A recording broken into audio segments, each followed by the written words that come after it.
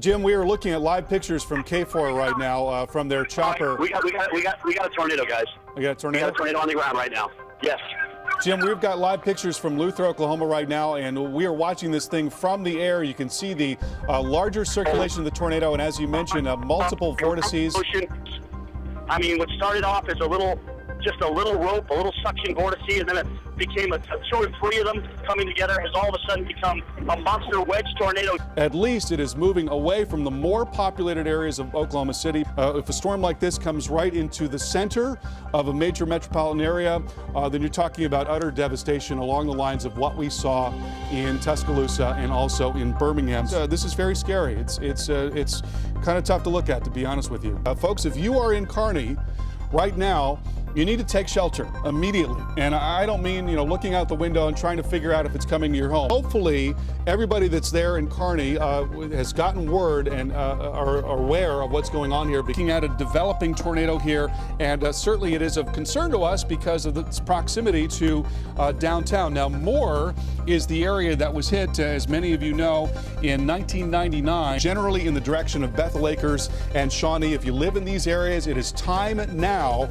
to take cover. I believe we're showing right now live a tornado on the ground. Look at the size of this tornado. It's like the worst of this storm is now going to pass on to the north side of Shawnee. Yes, Carl? Oh, wow, what a scary day it has been today across Oklahoma City.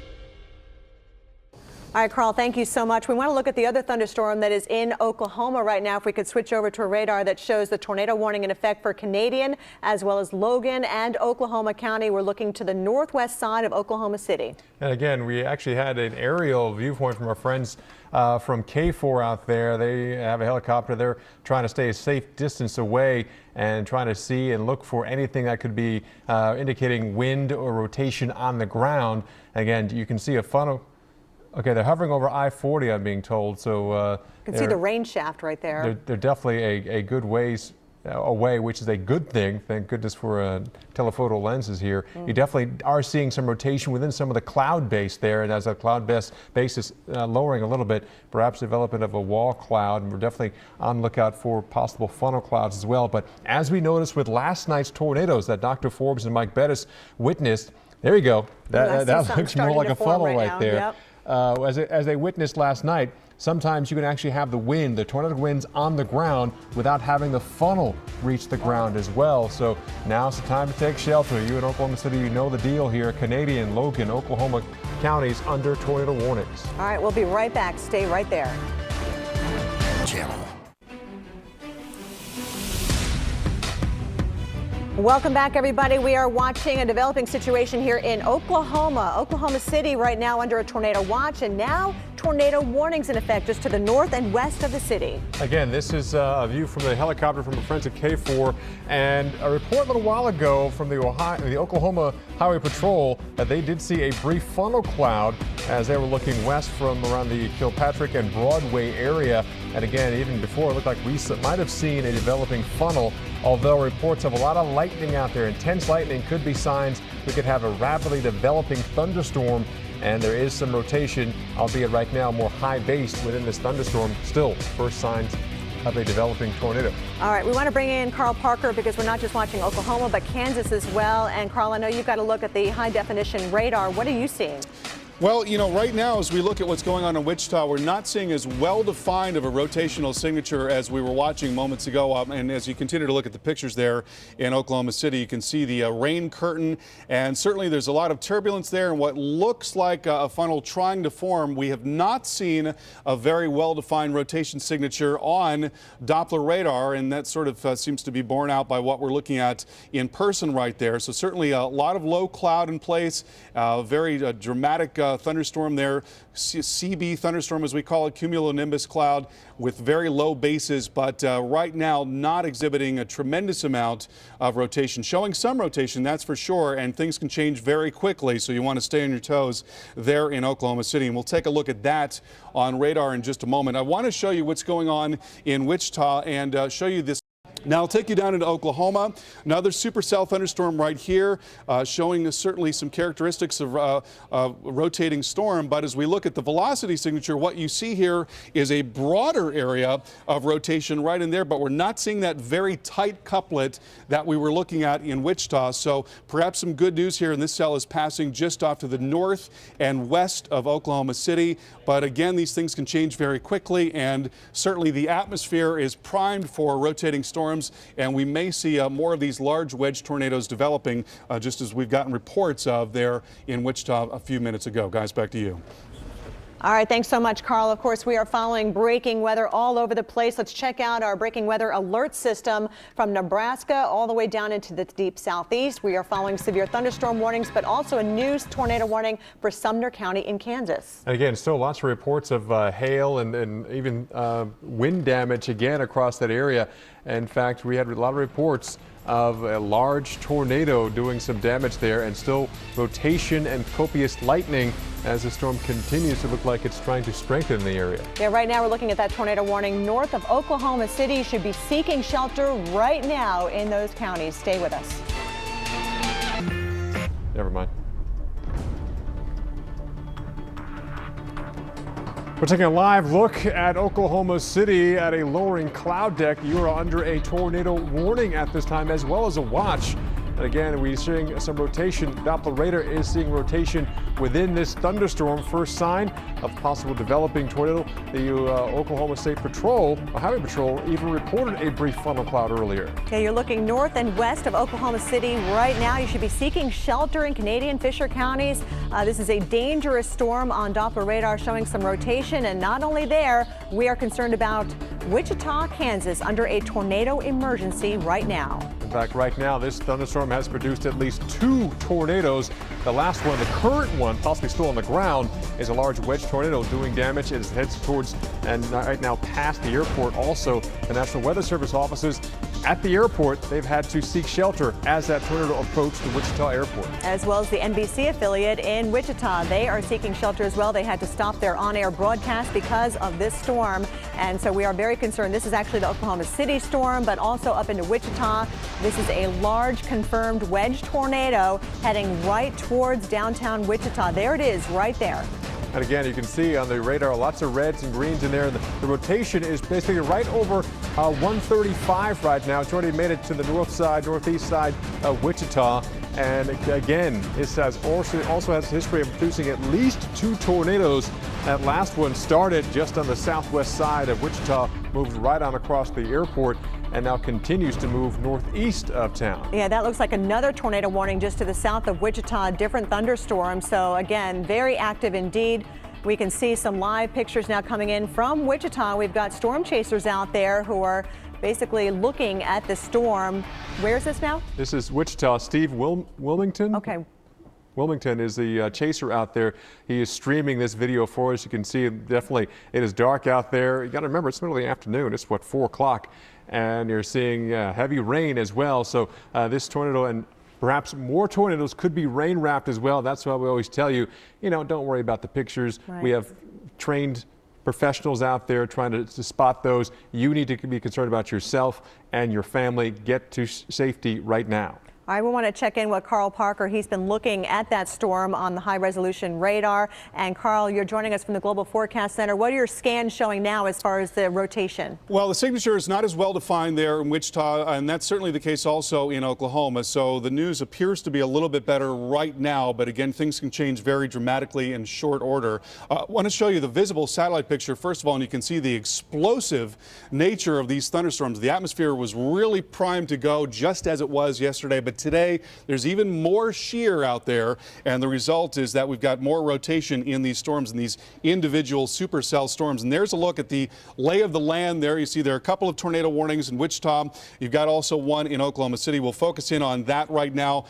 There's a look at it. Tornado warning for Logan and also Oklahoma, including Edmond, Davina, and Seward. And we'll take a look at the rotation within that. And right now, it's not really well defined. It's not pronounced. You can see there's a kind of a broad area of rotation in here, but we're not seeing that tight little couplet that we saw just moments ago in Wichita. So perhaps some better news right there. Now I want to take you a little farther to the north and show you what's going on with the cells that are right up 35. There's a tornado warning for Sumner County, and that includes Avon and Belle Plaine in Wellington, and very well-defined supercell thunderstorm right there. We can also take a look at the Doppler radar in this case and see what's going on with this particular cell. And certainly there's a hook echo here. You see how there's this appendage, this kind of a finger that drops down right in there and then right in here as well. So this is most definitely a rotating supercell. So we take a look at the velocity signature. Certainly there is some evidence of rotation there, but again, not terribly well defined. That doesn't mean that it's not producing a tornado. It's just not likely to be producing a very well-defined or very large and strong tornado, at least not right now. And then farther northward, take a look at this next cell here in Wichita. And this thing has been one heck of a hail producer in addition to producing that large wedge tornado. Looking at the velocity signature right now, you see that again here we don't see a really well-defined velocity signature, but still we're looking at this incredible returns here on the northeast side of town. Look at that, very high reflectivities right there, and the differential reflectivity, that blue indicating the presence of large hail. And in fact, there have been reports of very large hail on the north side of Wichita, so that is certainly going to be a threat as that's into the east. And here's another look at the very same cell.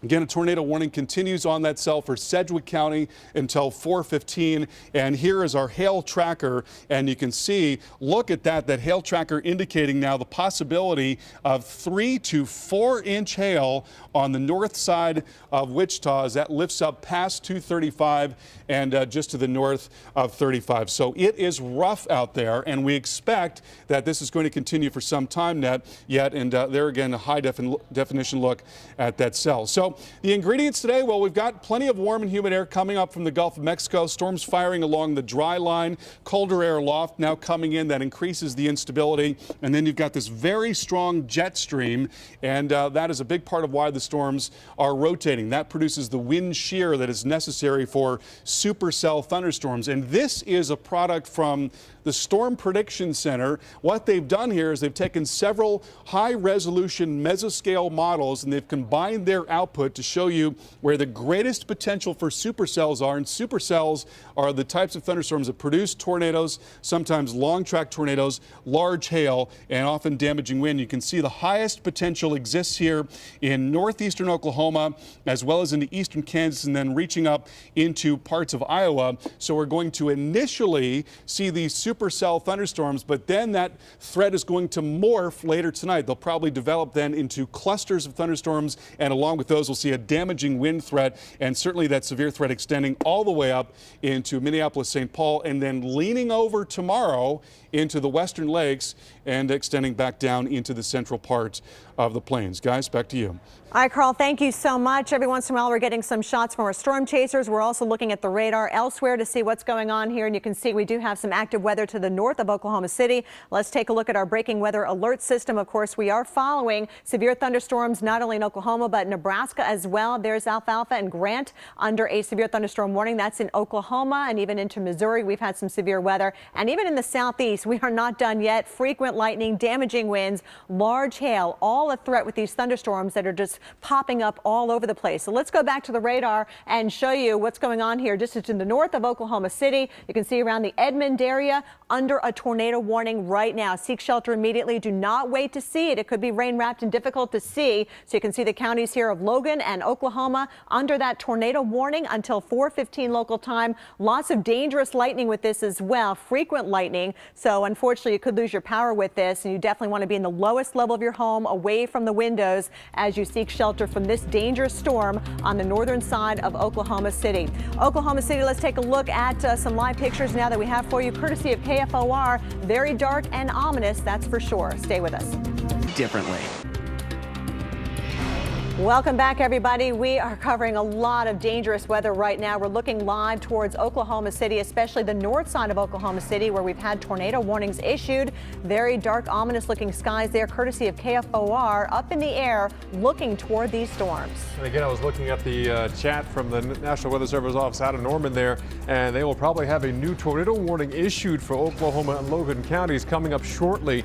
Again, because we're seeing rotation within this thunderstorm, and that's the first signs we could be dealing with the development of tornadoes. So we've been on this for much of this afternoon, and we'll continue to keep you updated on what's going on here. But it's not the only game in town in terms of imminent danger. We're also watching the risk of tornadoes. In fact, at least 2 already in the Wichita area and areas just west of Wichita. A brief touchdown of one earlier, and then a perhaps large size tornado as well. And we got some pictures right now from Wichita. Weather alert system, Paul. Looks like another tornado warning for Oklahoma County just coming in now. Yeah, we just talked about that again. They were putting it out. There we go. Here in Oklahoma County now under a tornado warning till 4:45 local time because this thunderstorm is still rotating, still showing signs it could produce a tornado at any minute now. So again, watch out here in Oklahoma County as well as even Logan County here. You're also pretty close to the rotating part of this thunderstorm, the supercell thunderstorm. Got to remember, this entire area of central Oklahoma, we are under a tornado watch until 11 o'clock tonight. So again, here's a live viewpoint from our friends there at KFOR. We had it for a second, but you definitely still almost see some of the rotating lower cloud deck of this system as well. So this is a strong and dangerous system that we're tracking and will continue to track for the rest of this evening. Now, I think we have radar of the 2 areas we're concerned about, Oklahoma City as well as Wichita, and we can kind of show you what's going on here. Again, more warnings for Woodward County as well. There we go. We are Oklahoma City here. Again, the chopper is just around the I-40 area, and it's that kind of trailing end just to around the Edmond area. That's the area showing some rotation. A lot of this rotation has been in, well off the ground, kind of the mid-levels here, but that can easily spin down towards the ground as well as this thunderstorm continues to kind of build, and as it continues to move off towards the east, roughly around 20-25 miles per hour. It should take that part of the storm towards the Luther area around 4:49 and Arcadia a little bit before that, but just after 4:30, 4:34 local time there. So keep a close eye on that. And again, big thanks to our friends at KFOR for showing us the aerial photos. And again, you can see the lowering of the clouds here. For a while there, it looks like we could have seen a funnel trying to develop. We had other spotters saying they saw some funnel clouds as well, a brief funnel cloud. But again, you have to remember, if you're watching us last night and saw Mike Bettis and Dr. Forbes out there in western Kansas, they saw the funnel cloud lift. But guess what? At the surface, they still had the tornadic winds. So it's something we definitely do need to be very careful of, just thinking that, oh, the funnel cloud has lifted, but you still have the winds on the surface. And yeah, that's where we live. That's where it counts. Right now, looking at the radar, this is, again, the Oklahoma City radar, and we're still watching this part of the cell, the tail end of that, looking like we're trying to develop another hook, but definitely seeing some rotation within that. And we also have a lot of hail with this cell. Take a look at our hail tracker here. All the blues and now the pinks and purples, they're getting larger and larger, the hail size there. And it's kind of shrunk back, but I'm thinking we're talking about 2 to 3 inch size diameter. We had reports of some ping pong ball size hail as well. And again, on the other side of the screen, you can see the shots from looking north from Interstate 40 there, just north of Oklahoma City, and a pretty low and dark cloud deck as this thunderstorm, again, that's the view of this thunderstorm. Plenty of lightning there as well. When you have this intense lightning, it's also a sign that this thunderstorm is also increasing when you have that intensity of lightning. So definitely is concerned, as you can see some of the low-hanging scud clouds there looking north into the cell. We'll have more coming up after the break. Welcome back to our coverage of a significant severe weather event. We are now watching a storm on the north side of Oklahoma City that's showing certainly some rotation. Not a real tight area of rotation as of yet, but it's beginning to show more signs of that. Our storm tracker, Jim Cantore, has been following this storm on the ground. And Jim, you said that it looks like some funnels are already beginning to develop? Yeah, we've had a couple of weak ones without a doubt, but guys, it's a rapidly rotating wall cloud here that is starting to lower. It looks like we have an RFD. Okay, we do have. We've got it, Cody. We're just a little bit behind the trees right now, but we do see something that could be. There it is, right there. There it is. There it is. I mean, we've been watching this supercell. It had a apparent circulation of the south. A new mesocyclone developed to the north of it. You saw the shear zone that you've been pointing out on the air, I'm sure. But now this thing is just starting to tighten up a little bit, and you can see a funnel clearly pretty close to the rain shield here. But it's trying to drop. It's trying to drop. It's trying to drop a tornado right now. We are in the town of Edmond. Pretty populated here. We just came through a zone where the power was out, so there's been a tremendous amount of lightning as well. And, you know, it's not surprising, certainly, we get those kind of power outages. But so far, you know, no tremendous wind, no damage, but it is incredibly wet. It is incredibly moist down through here, as you would imagine, with the kind of rainfall and the dew points that we had. I mean, this is just a whole different atmosphere than we had just a week ago. But right now, guys, we continue to watch this storm. It's got a rotating wall cloud. We're waiting for it to tighten up. It has shown occasionally a funnel from time to time, and that's pretty much what we're waiting on. I mean, we're waiting to see if this thing actually makes its way to the ground, and it's only gotten more intense in terms of the rotation and the desire to come down to the ground here as we've talked to you. We've had some small hail so far, and we've had some heavy rain. And again, guys, looks like it's trying to produce a tornado right in front of us here. We're at Ayers Street and Kicking Bird Road is where we're at right now. Looking toward the north, guys. Looking toward where we're looking. Look at south. Look at south. Where is it? Yeah, I see it. And Jim, we are looking at live pictures from KFOR right now from their chopper. We got a tornado, guys. We got a tornado? We got a tornado on the ground right now. Yes. Okay, we're looking at live pictures right now from KFOR, and it's difficult to see. It looks like there might be something developing in the rain shield. Carl, we got a tornado on the ground. Okay. What can you describe it, Jim? What does it look like? We. Oh yeah, I can see it. Yep. Between 15th and 33rd, there's a debris cloud. I can see the debris up ahead. It's not a clear funnel all the way to the ground. In other words, you know, from a distance it looks like just a funnel, but you can see occasionally when you get on some of the tire hills, you can see a debris cloud on the ground. So there is. Oh, Jim, we're looking at it now. We've got the choppers found it now. We just saw a power flash, so. It is getting bigger. It is getting bigger at the top. It's getting bigger at the top. All right, we're seeing some power flashes right now, and there you see that funnel extending. There's a power flash right there. You see the funnel extending down from the base of that cloud. So that is a developing tornado near Edmond, Oklahoma. Tornado warning now in effect, folks, and that tornado is now developing and looking very good. Jim, what are you seeing? Well, we're right now. This is pretty hilly, guys, believe it or not. So we're trying to get. I mean, this is a very highly populated area, a lot of trees. So we're trying to get it on top of the hill. Let's get to the top of that hill up there. All right. So we're gonna take the east. We're going east on 15th right now. We're going east on 15th. There it is, right there. There it is. Oh, look at that. Look at the rotation right here. Look at this. Okay. All right, guys. If you're watching this here in Edmond off 15th, there's a tornado on the ground. We're looking at it right now, and I hope you're taking cover. Yeah, absolutely, Jim. Big debris, guys. We are heading into this thing right now. We need folks to watch out along the 44 corridor there from Edmond and on eastward. The storm is now moving towards the east near Edmond, and it's going to be moving eastward along 44.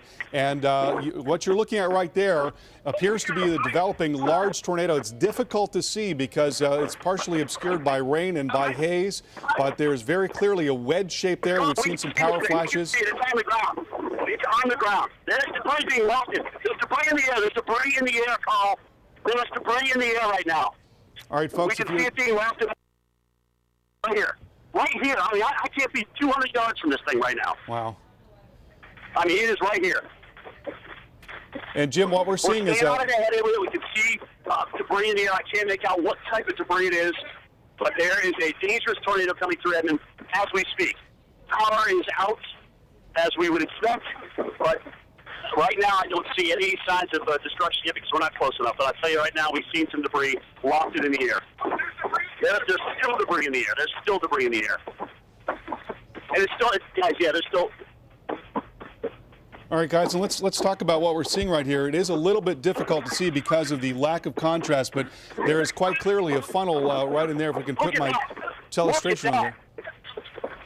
Oh, there's some large debris in the air right here. These are trees that's right here. Look at this. 50 yards. Wow. We're on it. We are right on it.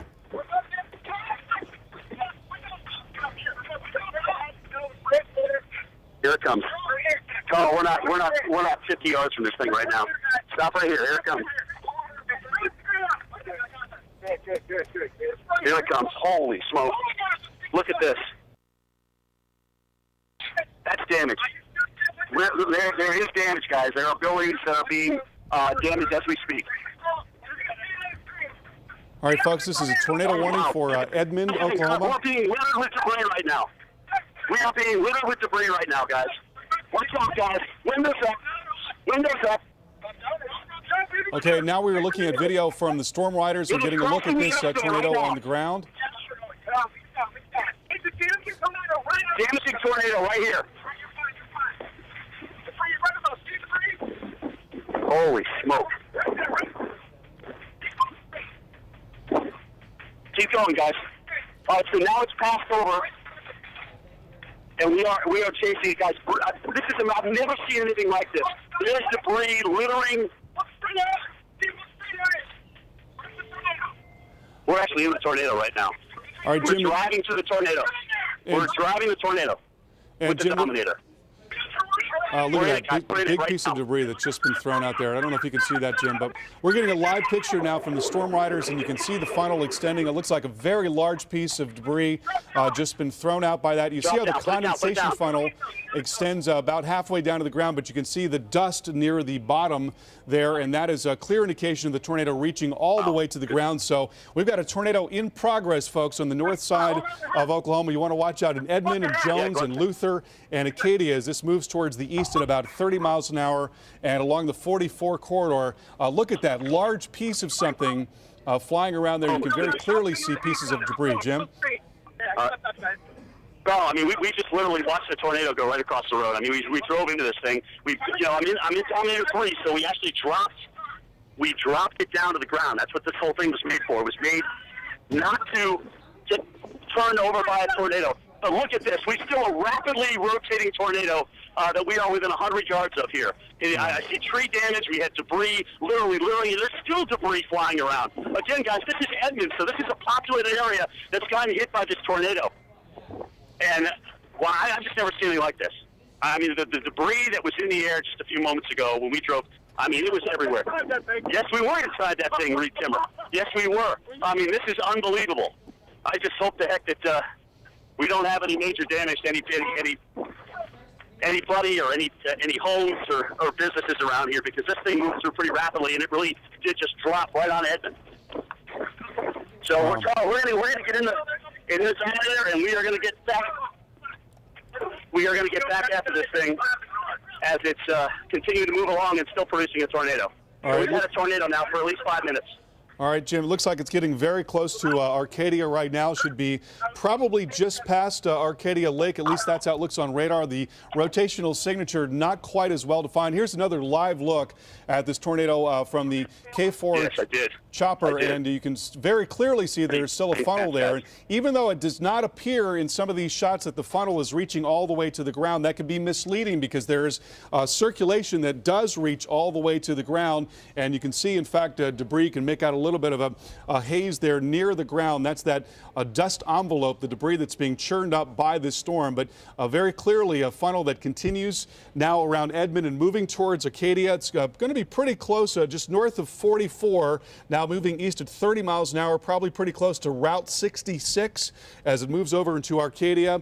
And it looks like it may be weakening at this point. It does appear to be a little less well-defined, at least right now, but oftentimes these things will cycle and have little phases where they get a little stronger and then a little bit weaker. But certainly right now it's not nearly as well-defined as it once was. Jim, are you still there? Yes, I am, Carl. We just intercepted a tornado in the Edmond area.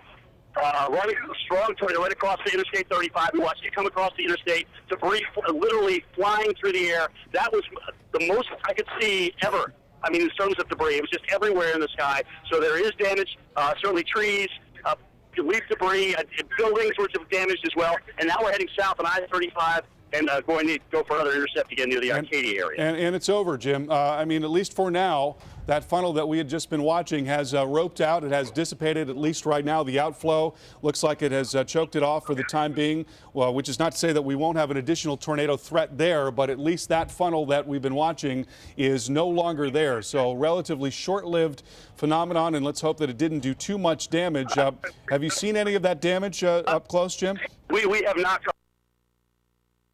And, if this thing cycles, as they do, we could easily have another tornado out of this. So, that's right. Damage, but this was structural damage. I mean, the debris that was flying around in the air was not only tree, but it was also structural. So, plywood, I saw, roofing as well coming off. So there was certainly structural damage with this.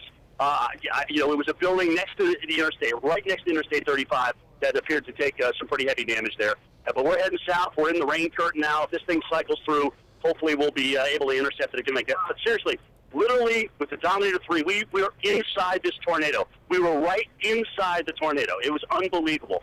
Absolutely unbelievable. Well, how close were you actually, Jim, would you say? How about 50 yards? Wow. Yeah, I could see the rapid rotation. Would you guys see about 50 yards? We were inside. Yeah. I mean, we were inside the larger vortex, but the fastest spin of the debris was just ahead of us, maybe 25, 50 yards. I mean, I'm telling you, when we came up on this thing, even with this Dominator, which weighs almost 10,000 pounds, we could feel the back end of this lift up a little bit. That's why we decided to drop it to the ground, and that's what it's made for. Huh. To not be lifted. So we got in, dropped it just in the nick of time, and here we are on the chase again. All right, and at least better news for the time being there for folks who live in Oklahoma City is that tornado that we had been watching has now dissipated. We're still looking at a very dangerous supercell thunderstorm that could produce another tornado. It's certainly not going to be over at this point. I can show you what it looks like here on radar, and you can see there is still a well-defined hook echo with this thing, but the circulation center is not nearly as well-defined as it once was. So here's the hook echo right in here. The tornado tends to form right there, and that is the most recent scan. As we look at the velocity signature, it's not as well-defined as it once was, but we'll step back here and you can see right in here, that is right around the time when Jim was looking at the tornado. See that little area of red and green? That's the couplet right there. So that was the tornado, and as we go forward to the latest scan, it's a little more diffuse, but there's still a large area of large shear zone, and as Jim mentioned, sometimes these things will cycle and it could once again produce a tornado. So you see a very large, well-defined supercell thunderstorm, hail threat, wind threat, and a tornado threat that is ongoing. Jim's still out there. Jim, what are you seeing right now? Oh, there's a new wall cloud developing with this. So again, like we talked about, it's cycling. Reed, where are we? Where are we in terms of town? We're southwest of Arcadia. Okay, west-southwest of Arcadia. Okay, so the parent tornado is lifting out, and the new wall cloud is developing. So this is exactly what we're talking about when these things cycle. Yep. Wow, look at that rain curtain. Jim, we've got a new funnel now. Yes. We're looking at a new funnel. Are you seeing that? A new funnel with the old circulation or the new wall cloud? We are looking at a live picture of the new funnel. I'm not exactly sure what part of the storm we're looking at, but I think it's yeah. All right, so yeah, it's coming down again, Carl. Yes, it is. Down again. Yeah, so we've got a tornado developing once again, and this is not very far away from Arcadia. Right here, right in front of you. Let's come up.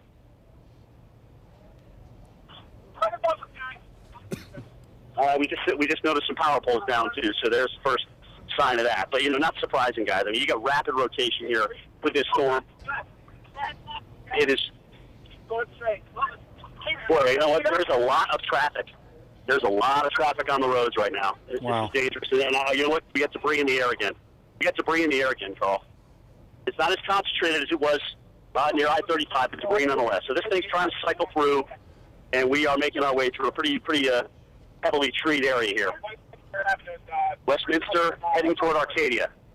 So this is heading toward Arcadia potentially? Yeah, it looks like that on radar, Jim. That's exactly where the Bears cage is coming right into Arcadia as we speak. All right, so there's two circulations, Carl. There's the parent mesocyclone that is now given way to a new wall cloud, but we've also got still a very well-defined funnel off of his first circulation. But the wall cloud is the new wall cloud is really low. So you know, in time, that could become, you know, another tornado, certainly another very large tornado like we saw before.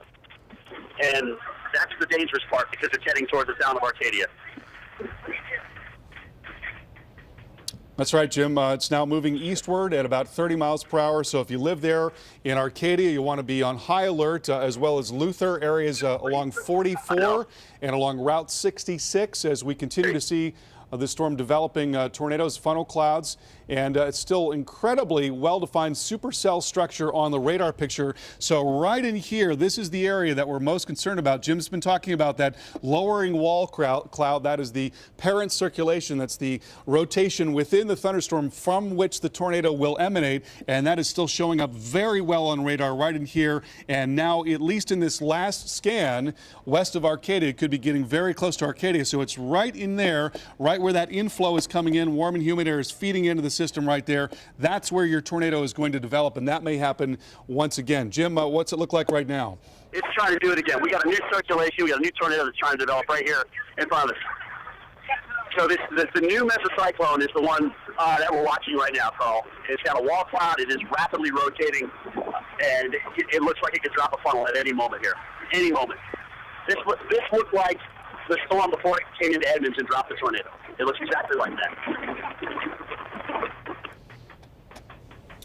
I mean, believe it or not, even with the other circulation, there was still debris coming down out of the sky as we were watching this new wall cloud develop. I mean, so whatever this thing lofted, it lofted it pretty high in the air. And it's just some of it coming down. But this thing, again, we're very close, probably within about 250 yards to a rapidly rotating wall cloud right now, just off to our east. Yeah, and we are seeing that here, Jim. We're looking at that on radar. You can see the circulation right in here. Again, the inflow coming into the storm right there. And then here is the rotation within the cell. And it's right at the intersection of those points. That's where the storm is likely to be forming a tornado. And that's, I believe, what we're looking at on the video there. And that is now just on top of Arcadia, just to the north perhaps, and then moving towards the east. So it's going to be moving, it looks like, right along Route 66 and moving out towards the Luther area. And Jim, we have been seeing what looks like a little bit more of a lowering there. Are you seeing that? Yes, absolutely. What's happening now, Carl, is the rain curtain. The rain is wrapping around it a little bit, kind of obscuring us from where we are. So we're just to the west of it looks like. So, you know, we're not getting as good a view of it. But again, you know, we'll be south.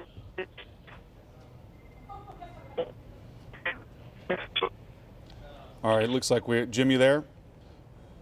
Looks like we've lost his signal for the time being there, but you can see that very low section of cloud right there on the left-hand side of your screen. That is what we call a wall cloud. So what you're looking at there, and to sort of correspond this to the radar picture, this area right in there, that rotation is the mesocyclone. That's the rotating part of the thunderstorm, and that lowering is what you're looking at right there. That is the wall cloud. That's the bottom of that tube. If you think of it as being sort of like a coffee can, that's the bottom of that coffee can extending from that thunderstorm, and it's from that area that we watch these tornadoes develop. And this thing is still showing very good signs of being very healthy, a very healthy supercell. It's not showing any signs of weakening. It is cycling right now, as they often do, and sometimes they will cease to produce a tornado as cooler air wraps around the storm and begins to choke off this inflow, the warmer air that comes into the system. But that will begin to cycle around and happens all over again, and the storm could be in the process of doing that right now. Jim, you there now? Jim is not with us any longer. So again, we were just moments ago watching a tornado come through the north side of Oklahoma City. Our Jim Cantore said that he was about 50 yards from this tornado as it passed right by him. He's in an incredibly protected vehicle, specifically made for tornado chasing. And he said even this 10,000-pound vehicle was moving all around as this tornado passed by. We saw power flashes. Jim saw debris. We saw debris in the air from a number of vantage points. And we've still got a dangerous situation now, a tornado warning that is ongoing in the Oklahoma City metro area. So you see the hook echo right in here. And again, you've got warm and humid air that's wrapping into the system in there. That's the inflow. And then right in there, that little notch, that's where we tend to find the tornado. So we'll look at the velocity data And right now, we're not seeing a really well-defined area of spin. What we are seeing is a broad area of spin, a broad circulation, a shear zone, as we call it, but we're not seeing that tight little couplet that we have seen on occasion here, but still really clearly it's got a hook echo here, very well-defined hook echo, and then you see the large area of heavy rain and no doubt hail off to the north there, where there is a severe thunderstorm warning in effect. We'll take a look at the hail potential. This is called VIL, and so as we look at the precipitation, that red right there, that is heavy rain, and that is also hail mixed in. We'll look at VIL, and what VIL does is shows us what's going on in the upper portion of the cloud where the hail tends to be, and we can look at one other product called differential reflectivity, and what this does is it shows us exactly where the hail is likely to be. And right now we're not seeing a whole lot of indication of large hail, so certainly small hail probably the threat along with the north side of that circulation there. But again, that hook echo is just as pronounced as can be. And now north and east of Arcadia and moving just north of 66 and near Luther. So right in there, that's where your tornado is likely to be developing.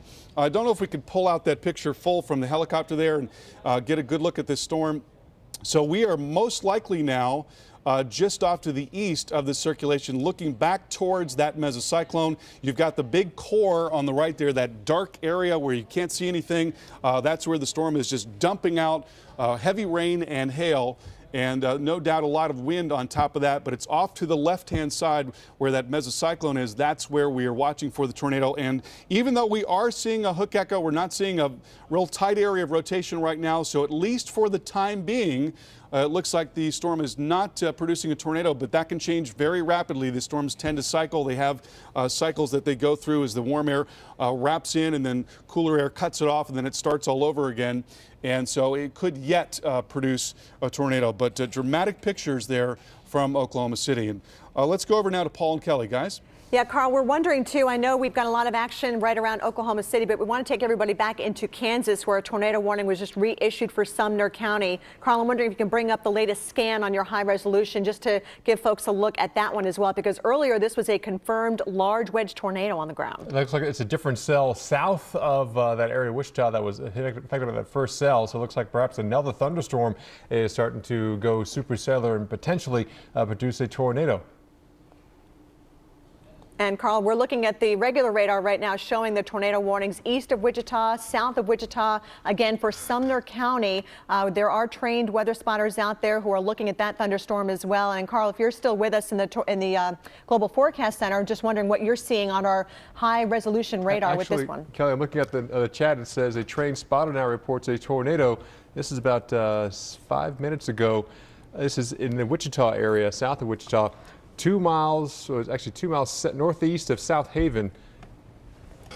Funnel cloud now being seen in Arcadia, Oklahoma, as we go back to these live pictures from KFOR. This is in Oklahoma. This is on the north side of Oklahoma City. New tornado warning just coming in now for Lincoln as well as Oklahoma County. That tornado warning goes till 5:15. Our own Jim Cantore has been watching this storm from the Edmond area and then also near Arcadia, where he was reporting on some debris being lifted up by this particular tornado. So take it very seriously. Lowest level of your home, away from the windows. And there's a look at our breaking weather alert system showing that new tornado warning in Oklahoma. Yeah, again, Oklahoma, Lincoln, and even Oklahoma counties under tornado warnings, and then back to the Wichita area just south of Wichita. Butler, Cowley, and Sumner counties also under tornado warnings. Both cells have reports of funnel clouds, possibly even tornadoes. So again, this is an ongoing threat in two of these Midwestern and Southern Plains cities right now. All right, we also have severe weather ongoing in much of Kansas right now. Large hail, ping pong ball size hail. As a matter of fact, we had a report of ping pong ball size hail covering the ground in some cases, not just here, but in Nebraska as well. So again, these tornado warnings are active in Kansas as well as Oklahoma, in the Oklahoma City area. Carl Parker, is he with us right now? Hey guys, I'm with you. Okay, actually, we're going to go back to Jim Cantore. He has a tornado right now in Oklahoma. Jim, what can you tell us? We are just northwest of Luther, so due north of Oklahoma City, 2 miles northwest of Luther right now. 2 miles northwest of Luther. big-time tornado, guys, rapid rotating little cloud. We just went through debris, so we did a nice spin up, and we're trying to go. Again, Jim is talking to us via cell phone, so again, he's in an area perhaps not the best signal. Yeah, this is tornado again. Okay, we There's take a look debris at in the air, guys. There's debris in the air. the radar there on the right of your screen. Again, that's the cell he's talking about, which is he's just north of Luther, Oklahoma. This is just the northeast of Oklahoma City. And is it rain wrapped, Jim, or are you still seeing debris? You see your phone? Yeah, Carl, there's a lot of people out here, so we're trying to get around everybody right now. But there's still debris coming down out of the sky. Not as heavy as what we saw in the Edmond area, but again, we're near the Luther area now, and we're continuing to watch this thing. Here we go. More debris. Here's a tornado. Oh my gosh, look at that. Look at that. We got debris, guys. We got debris.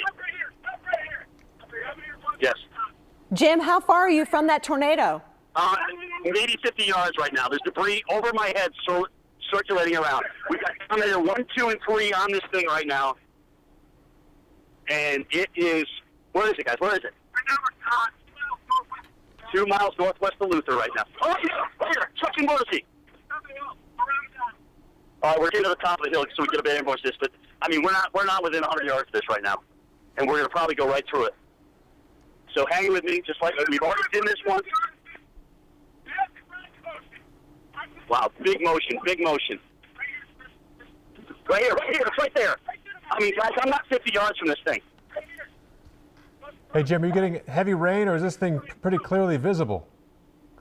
It's, you know what's it's amazing that it's just the debris that's visible. It looks like multiple vortices. It's multiple vortices. It's gonna be big, guys. It's gonna be big. You have any estimate of how big this thing is? It's right there. You're not within 50 yards of it right now. It's going right across the road. Watch, stop. It's gonna wrap around. It's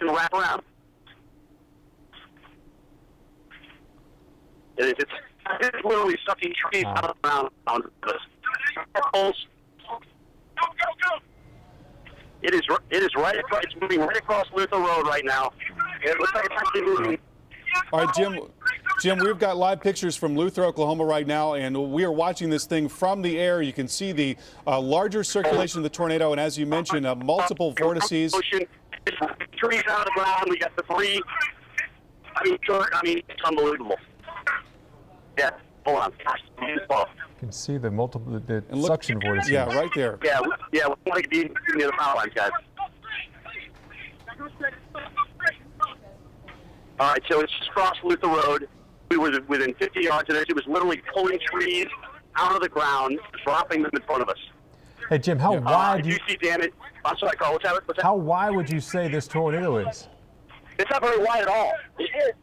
It's not very wide at all. Maybe 50 yards. Yeah, above us it is, but on the ground it's not. Yeah, look at the motion there. But it is. There's a risk. You know what? I'm going to say this. I would say the motion with this one is a lot faster than when it was in Edmond. Yeah. All right. It seems to be a lot faster. And Jim, we're watching. We're still on this thing. So dropping debris. If you're watching this from KFOR, you can see the storm. Jim, we're looking at multiple vortices from the air here. Right there. So here goes. Look at that. We are now looking at multiple vortices from the air, so this is a very dangerous situation now just north of Luther and 66.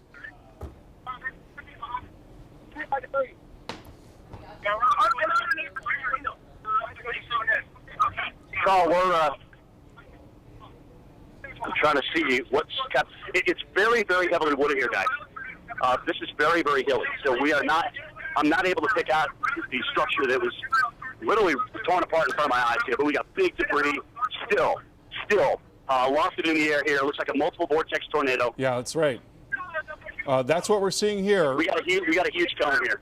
Jim, we're looking at the pictures from the KFOR chopper, looking down on this thing, and we continue to see these multiple vortices spin up here and come through areas just north of Luther and Route 66. So what we're not seeing, and this is where it can be misleading, we're not seeing a funnel that extends all the way to the ground, but we're definitely seeing suction spots rotate about that center, and from time to time they're getting a little more vigorous, and right in there, there is clearly a tornado on the ground that is doing damage now that is just north of 66. Go ahead, Jim. Huge tornado. There's a rapidly rotating tornado continuing to push. We're north of Luther, continuing to push out this thing. And oh, look at that. Oh, my goodness. Power flashes right there. We're getting power flashes right now. And one of these... no power flashes. We're in a very heavily wooded area, but we've seen structural damage. No, we are getting that, Jim. Jim, we're seeing that right now from the chopper. We're seeing multiple power flashes as this tornado comes through areas north of Luther. You're seeing inflow there. Look at this. Oh, this is going to be a big tornado, Carl. Yeah. It's going to be a big tornado. Oh, wow. Look at that. Guys, folks, if you are in Luther or north, it's looking more and more well-defined. And fortunately, at least getting into a less populated part of Oklahoma City, really sort of the outskirts of the northeast side of Oklahoma City, now moving, it looks like, just north of 66.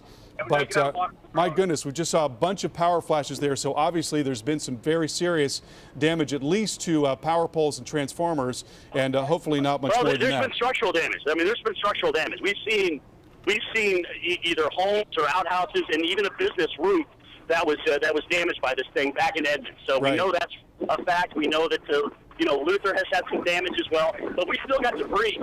We still have debris coming down on this thing. Not surprising, but it is still rapidly rotating. Literally off to my right here. We're trying to. All right, Jim. We're still having a hard time hearing you from time to time, but again, we continue to. These are live pictures, folks. We are looking at a tornado live on television in Oklahoma City. There have been reports of damage so far. We've gotten some reports on the ground of damage from this tornado. This is the second tornado that has developed with the same supercell thunderstorm, and now looks pretty healthy, pretty well defined. It is fortunately moving more towards the outskirts of the northeast side of the Oklahoma City metro area, but still tangling with some populated areas. We just saw multiple power flashes with this storm as it's been moving east at about 30 miles per hour, showing up very well on Doppler radar, and it looks like now it may be getting more intense. Looks like that funnel is now beginning to descend a little bit more, indicating that the entire structure of the tornado is becoming more organized. That's called the condensation funnel, the part that you can see the cloud there. We've been watching these multiple suction spots rotate about one another. And again, they've been coming through, it looks like at least some areas where there are some structures, as we saw probably a good 6, 7, maybe 8 power flashes in a row with this storm. I'm not seeing that now, and it's difficult to see. The light is low. It's late in the day. There's a lot of haze out there, but it does appear that we've still got a tornado on the ground, and this is now north of Luther and pretty far to the north, at least on radar, relative to Route 66, perhaps out towards Waterloo Road there and maybe out towards Wellston. But again, an ongoing tornado here on the northeast side of the Oklahoma City metro area. And I would imagine that we're going to be hearing about some damage as we get more reports in coming up here in the next few hours. Paul, Kelly, you guys still there? Yeah, we're still here, Carl. And maybe you can tell our viewers what the difference is when you have a tornado with multiple vortices versus just a wedge tornado on the ground, because sometimes those multiple vortices, they can lead to that randomness of very erratic tornado damage. Yeah. That's exactly right, because what's happening essentially, and it may be that a lot of tornadoes have this structure. It's just a little more easy to see when you've got these particular tornadoes that don't have a condensation funnel all the way down to the ground, or they don't have a dust envelope that's wrapping back into all that dirt. We have Jim right now. Let's bring back Jim Cantore near Luther, Oklahoma. Jim, what can you tell us? Difficult cell coverage there. Yeah, and also the tornado could be doing damage to cell towers. Again, that's how we're trying to get a hold of Jim. But again, Carl, go back to what we were seeing. Yeah. It looked like little fast tops spinning around, and those could do incredible damage. Yeah, that's exactly right, because when you think about it, you've got these individual tornadoes that are rotating about a larger circulation, and so you're going to have a really rapid change in wind direction in very short order as they rotate about one another. And there are probably a lot of tornadoes that have these characteristics, but you don't always see them because they're obscured by either cloud or by by dust, by the dust envelope. But sometimes when conditions are just right and when it's a little bit dry, and so you've got a funnel that's not quite as well defined all the way to the ground, then you see these individual multiple vortices rotating about one another. But look at the scan there on the Doppler radar. Oh my goodness, this is about as healthy of a velocity signature as we've seen, and this is now coming up towards Fallis right now. So take cover immediately, folks. In Fallis, we've seen a tornado for a while now. It's been several minutes, but right in there, that is a very well-defined circulation now coming up towards Fallis, and we are still watching this tornado on radar, and it's been a multiple vortex tornado, and these tornadoes can cause even more damage than smaller ones. So oftentimes when you have, Paul, a large wedge tornado, it's going to be comprised of many smaller tornadoes. Hey, you mentioned the town of Fallis. Also looking at the map, Carney also perhaps in the future path of this tornado again, or multiple vortices tornadoes. So again, the Highway 177 area as well could be impacted by this. And just incredible pictures we're seeing. I think we still have, Jim Cantore. Hopefully we have him back on the phone now. Jim, can you hear us? Oh, I can totally hear you. Listen, we are watching a violent tornado. This thing is now increasing in size at the base and the top. We have seen in the last 2 minutes horizontal vortices. If you remember the pictures from the big Tuscaloosa tornado, those horizontal vortices coming in, just indicating that low-level shear that's getting pulled up into the mesocyclone. Yeah. So, you know, this is the real deal here. No question. If this thing heads toward, what is it, Fallis? Is that the town? Yeah, Fallis. They're in big trouble if it were to stay. If they're going to stay, if this thing stays as it is right now. So it's a wedge. It's essentially a wedge tornado at this point. This thing's its own machine right now. Jim, how close are you to it? Probably about 250 yards, 300 yards. And your plan is to stay put, or are you traveling? It's starting to move away from us. So again, we're trying to get in a better position to intercept it once again.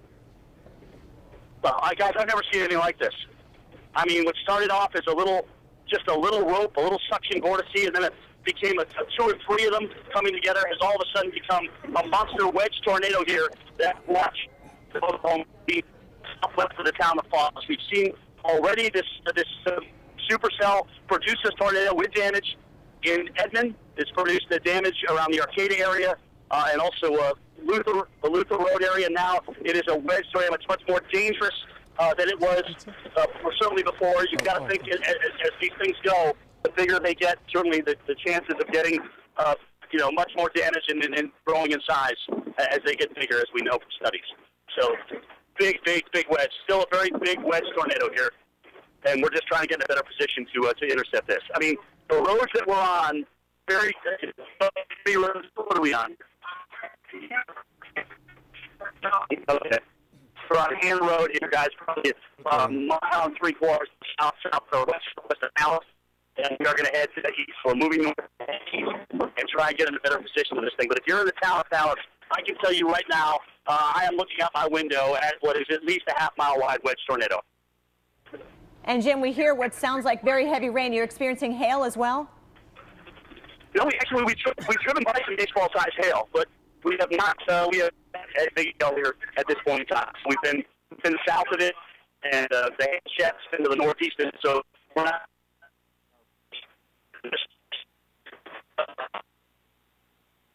Very spotty here because of the terrible weather that Jim is experiencing right now. We are near Wellston, Oklahoma. You can see the aerial shots from KFOR TV showing us what's not only one large circulation, but Carl, I want to bring you back in because we've been seeing these smaller vortices down toward the ground as well. Yeah, that's an incredible tornado, unfortunately, coming right into the town of Fallis as we speak. A very well-defined circulation on Doppler radar, and obviously we're looking at a large wedge tornado. And, it is getting into more sparsely populated areas, but not unpopulated areas. And I'm very concerned about what's going to happen in areas like Fallis and farther to the east, perhaps towards Carney and Route 177. So if you're anywhere out in that part of town, it's time to take cover immediately with this large and very dangerous tornado now on the ground. There you see one of those horizontal vortices. So here's the wedge right in here, and you've got all kinds of motion going on. You've got inflow into the storm that's wrapping into the storm, and then the storm is doing this. But on top of that, you've got very strong flow that's going up on the sides of the storm, and that actually creates a little bit of rotation, these horizontal vortices that occur along the sides of it as well. So this is a mean tornado. This is along the lines of what we saw in Alabama a couple of years ago, And very, very scary situation there. But fortunately, again, at least it is moving away from the more populated areas of Oklahoma City, but not completely unpopulated areas. And again, if you live in Fallis and areas farther east along Route 177, please take cover immediately. Paul, Kelly.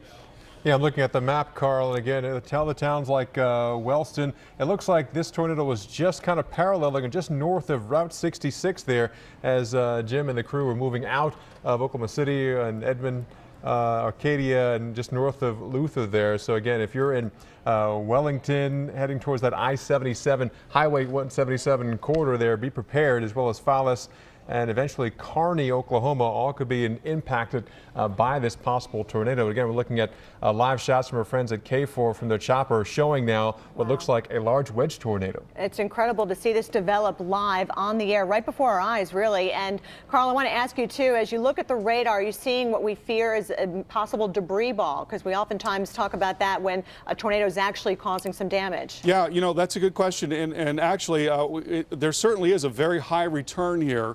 I don't know if I could go so far as to characterize it as a debris ball, but we are definitely seeing, if we show the radar picture, we're definitely seeing very high return. So let's go ahead and take a look at the radar picture, and you can see that there is an area of very deep red and purple, and it may in fact be some debris that's wrapping into this tornado. So right in here, you see those areas of deeper purple there, deeper red. That may in fact be debris as this thing is coming towards Fallis. It wouldn't be surprising. We saw a lot of power flashes as it was moving away from Route 66, so it would not be at all surprising if there were in fact debris. And my goodness, that's just about as well defined of a rotational signature as you are going to see. And now on top of Fallis, as of the latest scan, so please take cover there immediately, and then moving generally out towards Route 177, which is right here, and maybe just to the south of Carney. Guys, back to you. Hey, Carl, could you explain to our viewers, again, when you have the radar in velocity mode,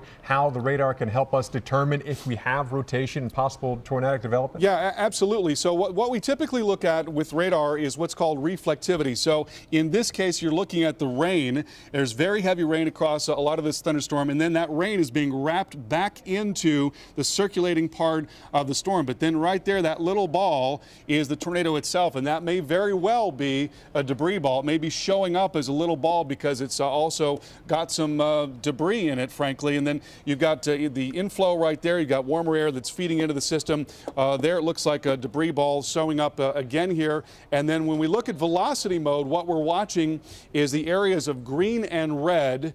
And what that green and red is showing us is where wind is moving towards the radar. And then zoom in a little bit, we can see that very clearly there's very strong wind going away from the radar and towards the radar right there. So that is a strong rotational signature. That is a clear indication of a tornado, and not just any tornado, but a strong tornado and a very well-developed tornado. And so that is how we use Doppler radar to see that. And unfortunately, I fear that there are going to be some reports of very serious damage from this tornado. But again, now moving away from the Oklahoma City metropolitan area, you can see relative to Oklahoma City, it's actually fairly far off to the north and to the east. Another supercell now coming through town, but no warning on that, guys. All right, Carl, we're looking back at the pictures, the live shot from KFOR TV out of Oklahoma City, and we're looking toward that particular storm that you're pointing out to us on the radar, and it looks devastating. It looks huge. I think what we've seen now is a tightening of this tornado and better organization of it.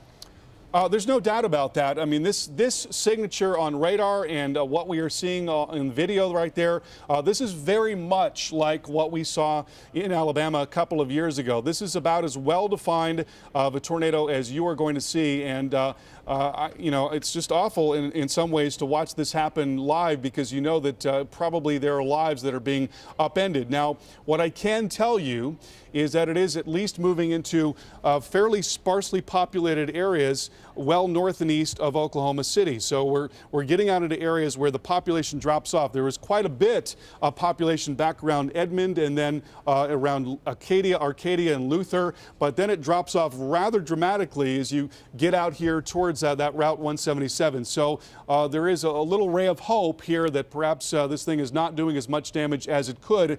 If a storm like this comes right into the center of a major metropolitan area, then you're talking about utter devastation along the lines of what we saw in Tuscaloosa and also in Birmingham. So at least something positive to come out of this here, but this is very scary. It's kind of tough to look at, to be honest with you, guys. It definitely is, Carl. And speaking of major or bigger metropolitan areas, Tulsa, Oklahoma, you are north and east of Oklahoma City, and this cell seems to be making a beeline for your metro area. So now is the time to think about your game plan. Where are you going to take yourself and your family to safety? Again, because this cell has been tornadoed for probably at least 45 minutes now, maybe even over an hour. It's been going for a long time. We've been tracking this for a while. I've been talking to Jim Cantore for about 45 minutes, so it's probably been going longer than that as well. So there's a good chance that this circulation will hold together and continue over the next several hours as it approaches the Tulsa area.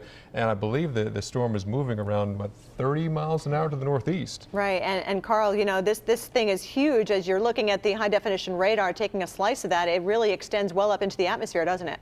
Yeah, it certainly does. I mean, that's going to be the case. I mean, you've got a storm that's got tops of 40,000 feet, and that circulation extending all the way up to the very top there. And that's an incredibly well-formed circulation right in here. You see, this is the hook echo, as we call it, but that area right there, that's the tornado. And that area of deep color right there, that is most likely debris that has been picked up by this tornado that as it moved through some of the more populated areas in the northeast side of the Oklahoma City metro area. Again, now getting out into more rural areas, but an incredibly dangerous storm. As we look at the radar picture, here's where the warm and humid air is coming in right there. There's where the cooler air is coming in, and this has to be in perfect balance for these tornadoes to last the way that this one has, and that's exactly what's going on right now. You've got a tremendous amount of shear in the atmosphere, got a tremendous amount of uplift in instability, and so this thing is just unbelievably well formed, and now has taken a little bit of a jog to the north and to the east, and unfortunately now it does appear that it may be headed towards the town of Carney, also a smaller town. But folks, if you are in Carney right now, you need to take shelter immediately. And I don't mean, looking out the window and trying to figure out if it's coming to your home. I mean, you need to get to the lowest level of your home immediately, away from the windows, put as many walls between you and the outside as you possibly can, and bear down, knuckle down, because this thing is coming right down into Carney as we speak. It looks like it's going to come right over Carney. And these radar scans, by the way, are a few minutes old, so these storms can be ahead of where they appear on the radar. So again, if you're in Carney, now is the time to take shelter. There's no time to fool around and to try to figure out whether this thing is going to hit Carney or not. It is almost certainly going to do that, or at least the south side of the Carney area. Guys? Hey, Carl, I'm looking at NWS chat out of Oklahoma City area, and a spotter 1 mile southwest of Wellston, Oklahoma, reported a large wedge tornado about 5 miles to his north. So again, this looks like it just skirted north of the Wellston area, which will put it pretty close to the Fallis area, as you mentioned, which means Carney, you're definitely in the bullseye for the next named city or town in this area that could be dealing with this. And while I got you, Carl, and you're moving around the radar, can you tell us what the gate-to-gate shear, which basically could tell us what the wind speed could be with this tornado? Yeah, I can tell you that. It looks like we've got somewhere around 65 knots inbound and about, 99 knots outbound. So this is a violent tornado. It's a violent tornado, and it's well-defined, and it may pass just to the south of the heart of Carney.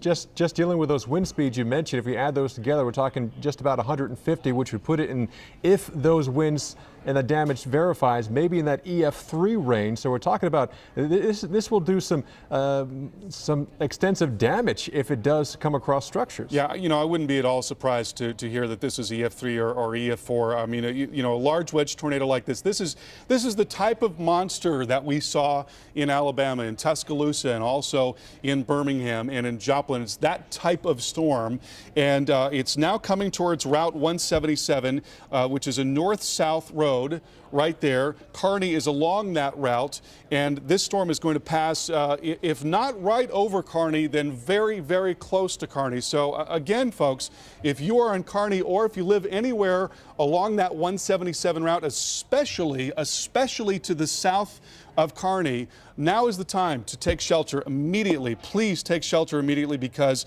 this is not one to mess around with. I'm sure it's tempting, if you live in the plains and you've lived there all your life, to try to figure out just how bad it is and exactly where it's going. This is not one of those storms where you want to get out there and try to do that. You don't have the time, for one thing. It's bearing down on you right now if you're along 177, and this is about as mean as they get, guys. Yeah, you are so correct, Carl. I'm looking at Google Earth, and I love Google. You know, relatively right now, it's a sparsely populated area, but as you approach that Highway 177 corridor there, within a couple of miles east and west of that, we have substantial buildings, just looking at the Google Earth image. So yeah, now is the time to actually take some shelter. If you don't have a storm shelter, find a neighbor that does, because yeah, this one definitely means business. Take a look at our BREWS, our breaking weather alert system. Reports in Kansas, just south of Haven, of a rope tornado 1 mile south of South Haven. So it's just not this area in Oklahoma. It's also an ongoing tornadic threat continuing across the plains, as well as in Kansas as well. We've been dealing with a damaging tornado earlier that moved through the Wichita area, even impacted the airport. The National Weather Service office and the radar is located at that airport in Wichita. They had to seek shelter, they had to abandon their stations because they had to worry for their own safety as the Topeka office took over for a little while. But now this tornadic threat continues now south of the Wichita area. But we're also dealing with a lot of warnings, a lot of reports of damage, even around the Oklahoma City area. And again, we're still reporting a lot of mid-level rotation within this thunderstorm here, which is now pushed well to the east of Oklahoma City. But still, Oklahoma City, we still have storms popping up even south of you, and we're still in this watch area, this tornado watch area, right on through 11 o'clock tonight. So this is going to be a long duration event. We talked about it with our severe weather expert, that this is going to be perhaps the most substantial outbreak of severe weather we've seen so far this year. And May, this is the height. This is the peak of severe weather season, the peak of tornado season as well. And we can show you here on the radar, Max 5. There's Oklahoma City. Now Norman seeing some thunderstorms that are severe.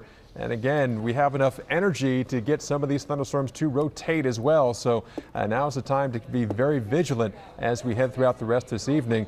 And we can definitely are concerned not only here in Oklahoma, but even up towards the Kansas area as well. Again, we're still watching this cell. Hey. Yeah, Carl. Oh, I'm sorry. Sorry, I was just talking to our producer, Paul. I'm sorry about that. Go ahead. All right, looks like we have a new tornado warning for that same cell, Carl, now, which is pushing just north of Chandler. It looks like it's getting closer and closer to that the Carney area, as well as the Highway 177 corridor as well. Are you seeing any strengthening on the radar or any weakening on the radar, hopefully? You know, I'm not seeing that, Paul, but I'll tell you this, the center of this thing, we have a new scan on the Doppler radar, and the center of this thing is now coming into areas that are just south of Carney and on the south side of Carney. So hopefully everybody that's there in Carney has gotten word and are aware of what's going on here, because there is going to be some serious damage as a result of this particular cell. It's here's 177, okay? There's Route 177, and Carney is right in here. And Carney is not a point, but it's rather a series of roads that are along like that. And so there's the rotation with this tornado. So that is now really passing along the south side of Carney, right through here. That's where Carney High School is, and I would imagine there's going to be some tremendous damage from this storm. So hopefully everyone in Carney has taken shelter, and they've done the best that they can to get away from this particular storm, because this is a monstrous tornado, has not let up in intensity. A very serious situation here that's now north and east of Oklahoma City, guys. Yeah, Carl, I'm looking at, again, Google Maps, and once we get past Highway 177, it looks like some pretty wide open range. Doesn't mean there's no one there. Again, it's a beautiful part of the country, but still, it's far less populated than the Carney area. And again, this is a huge concern because now we're closing in on about 5:15 local time, and we've been dealing with this cell going tornadic at least for the last hour, maybe even longer than that, as it was moving on the north side of Oklahoma City.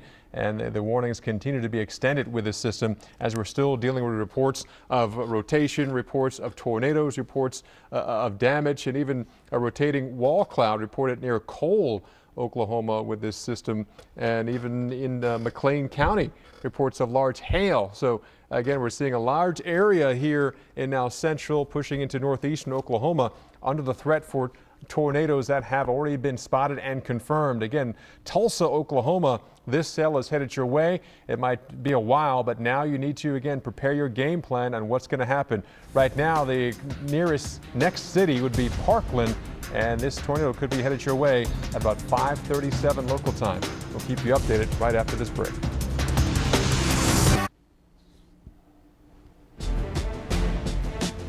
Welcome back to Weather Live. We are still tracking strong and severe thunderstorms and tornadoes that have already been doing some damage across the plains, and the threat continues as we head overnight as well. So now's the time to prepare your plan.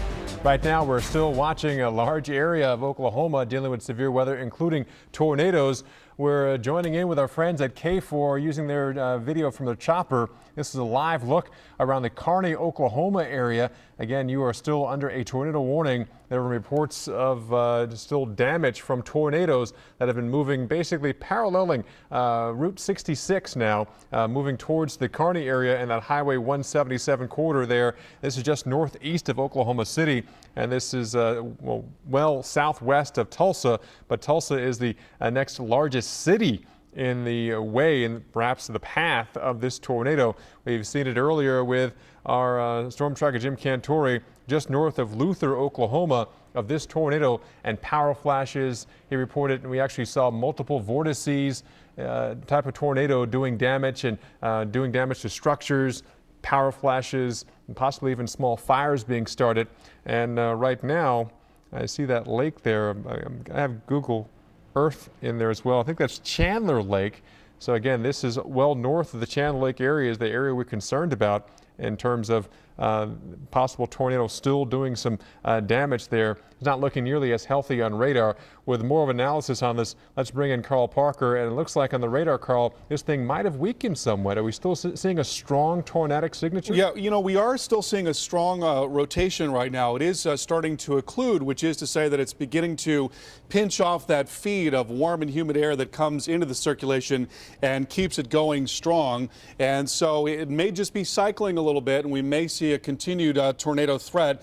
But we are still seeing a well-defined circulation, and that's not surprising because there's a lot of momentum here. Just a little while ago, the Doppler radar was showing us that the winds were probably around 189 miles per hour, so a tremendous amount of wind with this particular circulation. And you can see here, we'll step back a couple of frames and show you can see the big ball unfortunately came right up through the south side of Carney, and I fear that we're going to be hearing about some damage from that area. But right in here, this is the inflow right there, and then you've got the cooler air wrapping around the backside of the system. And as those things are imbalanced, then the storm will remain strong. But you notice what happens as we step forward into the latest frame. We're seeing that storm occlude, where it sort of pinched off that inflow, and now the cooler air is beginning to dominate the circulation. And so right now we've still got a very well-defined circulation. If we look at the velocity signature, I mean, good grief, it's just as well-defined as it's ever been. So there's still a very strong gate-to-gate shear, as we say, indicating circulation, which is now passing to the south of Tryon. So it's probably pretty close to Route 3400 and south of Highway 105. And if it continues on its present course, I'd be concerned about areas along 18 and then maybe south of Agra. But as we've mentioned, this is a relatively sparsely populated area. which is not to say that we're not concerned about the people that live out here. We certainly are. We're very worried about what may have happened in Carney. But if there is any good news in the situation, it is that this storm didn't come right through the heart of Oklahoma City, because that would have resulted in what we saw in Moore in 1999 and then just a few years after that. Guys? Hey, Carl, I'm going to give you a chance to kind of readjust your radar here, because now we have a tornado warning for the Norman, Oklahoma area. We're talking about McLean and Cleveland counties. This is just south of Oklahoma City, basically in the metro area. And now we're dealing with a tornado warning for that cell as it moves northeast at 25 miles per hour. This is what I was talking about earlier, that the threat is not over at all when it comes to the Oklahoma City area. And now we're seeing the tail end of that thunderstorm start to show some signs of rotation. How is that looking on velocity on your radar, Carl, if you can pull that up? Yeah, I'm just starting to look at that now, and I'm not seeing a really well-defined area of circulation right now on the radar picture, but sometimes what they'll do is they'll issue a tornado warning just based on the structure of the storm and how it has been evolving. And certainly there is a hook echo here. You can see this is a well-defined supercell thunderstorm. So you've got rotation on the southwest side of the circulation, which is right in here, that rain wrapping back and into that hook echo, which is right there. So we may be looking at a developing tornado here. And certainly it is of concern to us because of its proximity to downtown. Now, Moore is the area that was hit, as many of you know, in 1999 by a devastating tornado. And then they were hit just a few years later by one that was in many ways as bad, not quite as bad, but certainly was another very serious tornado. So we'll watch this closely. Right now, it's just not looking as well defined as what we've been watching to the north, but nonetheless, we'll keep a very close eye on it. Certainly there's a hail and wind threat in this area, guys. Seeing reports of large hail, perhaps a golf ball to ping pong sized ball hail around I-35 and Highway 77, even around the Indian Hills and I-35 corridor there just south of Oklahoma City. Even some reports of possibly maybe even some tornadoes, definitely wrapped in rain. We'll have an update coming up after this. Welcome back to Weather Center Live. We are taking a look at live damage from our friends at KFOR. This is around the Wellston, Oklahoma area. This is just northeast of Oklahoma City. It looks like tornado damage. Again, we were following a tornado both in the air with KFOR and on the ground. Our own storm tracker Jim Cantore is with Reed Timmer and one of the Dominator, I think Dominator 3 vehicle out there, and they were pretty close, within 50 yards of at least one part of this tornado. Could be an earlier version of it, but definitely you're seeing the entire roof of that home is completely gone in some locations there. It's incredible pictures of damage. And again, we could have had earlier, looking at the video, a multiple vortice tornado come through, and that roof is completely gone. You can see down into the rooms there. You see some people out there perhaps surveying some of the damage, but unfortunately, the all clear is certainly not given. We still have the risk of more thunderstorms and severe weather, including tornadoes through this area as well. And I mentioned our storm tracker Jim Cantore. Let's head to him on the phone right now. Again, Jim, where are you? What have you been seeing this afternoon? Well, Paul, we just came, we couldn't get to Wellesley because of the damage that we got here just east of Paris. That was the same cell that we were on. We watched it produce a tornado around Edmond, and then it cycled through again and became a much bigger storm. It became a wedge tornado, and it produced a major structure from the Paris area. And as you guys are talking about in Wellesley, which is off to my north, I can actually see the KFOR chopper that's up in the air right now. You guys have been showing the pictures there. But basically, we got here, we got out of the vehicles, and went into search and rescue. At least 4 or 5 homes sustaining major structural damage. Trees on the roofs, completely gone. One family took shelter in their shelter, thank goodness, because their home was heavily damaged with tons of debris inside. They would have had serious injuries had they not been in that shelter. My phone service is going to be sketchy. I'm going to lose you here in a little bit, guys. But our plan now is to get in, get south. Strong tornado possibly developing down toward the Norman area from what we're hearing, and we're going to head down and try and intercept there. Yeah, Jim, stay safe out there. And also, by the way, the storm that you were chasing is still being warned for tornado. New warnings now going up for Lincoln and Payne counties here in Oklahoma. And that's just off to your east right now as this storm continues moving that way. And we're still having reports of earlier some large tornadoes and large debris fields as well. with that cell, so definitely is a concern there. Again, Lincoln and Payne counties, we're still tracking a very large and dangerous tornado right now near the Agra area, and it's moving northeast at 35 miles per hour. So as Jim mentioned, you know, underground is where you want to be right now, Jim, right? Yeah, Paul. Yeah, we're just kind of heading back towards Fallis, and then we're going to move south toward Norman. But you know, just to recap my last hour here, we literally just got here. Met up with Timmer, very close to the Edmonds area, headed in. The storm literally within 10 minutes produced a tornado with debris, cycled through. Another mesocyclone, huge wedge tornado. That's what came through the Fallis area and continued to move on towards the Wellston area, which is some of the pictures that you're seeing there. A very dangerous day. You know, we knew from the get-go it was going to be particularly dangerous. Yeah, it looks like we're losing Jim's signal again. His spotty cell phone coverage, combination of even some of the damage from the tornado could be taking down some of the cell towers as well. We're still looking at the KFOR chopper out of Oklahoma City showing some of the damage from that tornado, perhaps one, maybe several tornadoes that came through there. Again, it started, as Jim mentioned, in Edmond, Oklahoma, and continued to push on towards the northeast. In fact, we have video of this tornado earlier this evening here as it's pushing northeast of Oklahoma. Again, this cell could still be producing a tornado. You can see the power flashes there at the bottom of your screen as it looks like an apparent. As we're zooming in from time to time, you could clearly see several vortices, or perhaps we can call it kind of mini tornadoes, rotating around the larger circulation on the ground, hitting transformers and causing power flashes, doing damage to homes. We're looking at some of the damage video earlier from KFOR, and you can see tops of trees, pine trees, just snapped over like they're toothpicks, bent almost to 90-degree angles here because of the strong winds. And roofs of homes completely missing, and just tremendous damage. You can see more power flashes there as well. Let's take a look at the Max 5 right now. So we're still concerned with this cell. It's almost about halfway between Oklahoma City and Tulsa.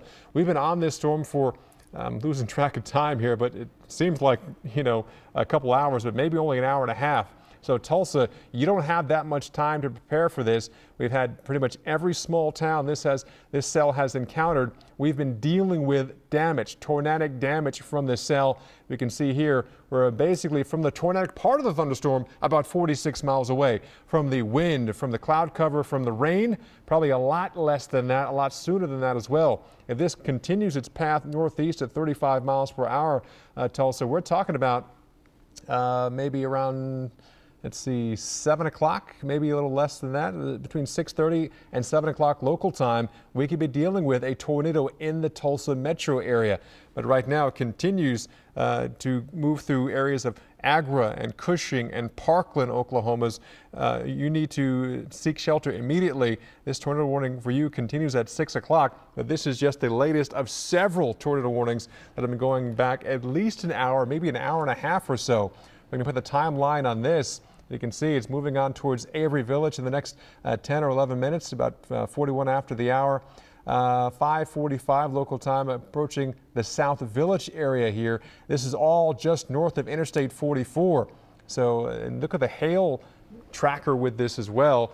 And you can see, actually, this is the storm rotation where it starts to cycle, where you have stronger parts of rotation, so you can perhaps have larger and stronger tornadoes. And this supercell has a history of cycling, so you can have tornadoes form and then dissipate, then reform as well. So this is the history track of this supercell as it continues. But we also have a tornado warning around the Norman, Oklahoma area as well. We're also concerned with that. So this is not a one-trick pony at all in terms of our outbreak today. You can see we zoom in towards the Norman area, and reports of a lot of cars stopping on Interstate 35 under the underpasses because of all the large reports of hail coming down with this system as well. And right now, when you do that, that starts to clog up some of the roadways as well. So while your car might be safe, you might be injuring and putting other people in danger by blocking up part of the highway there. You can see the hail tracker easily. Some of the pinks there are 2-inch in diameter hail. So we're talking about larger than golf ball, close to perhaps ping pong ball size hailstones coming down there. showing the intensity and the strong vertical updraft of these thunderstorms as they continue to roll through Norman and just south of Oklahoma City. So eventually this could again, it's crossing Interstate 35 right now. Eventually could cross Interstate 40 as well. Eventually moving up towards the Hara area as well. I'm going to timeline on this, and this cell is moving just north of due east here. So Norman's coming your way basically now for the next 10 minutes or so. Moving on towards Stella about a quarter after the hour, top of the hour, heading towards Franklin, Oklahoma. Again, this is the next cell that we're dealing with. Take a look at our breaking weather alert system. Top two lines there, tornado warnings here for Oklahoma, for Creek and Pawnee counties, and then into Kansas. You've already had tornadoes this afternoon, and we were talking with Dr. Forbes and Mike Bettis there in the central Kansas area trying to track some of these storms. Cowley, Sumner counties there. Sumner, you're back under a tornado warning. We'll check in with our hunt teams out there in Kansas and also Jim Cantore in Oklahoma as we continue to track this latest severe weather outbreak. We're back right after your local on the 8s.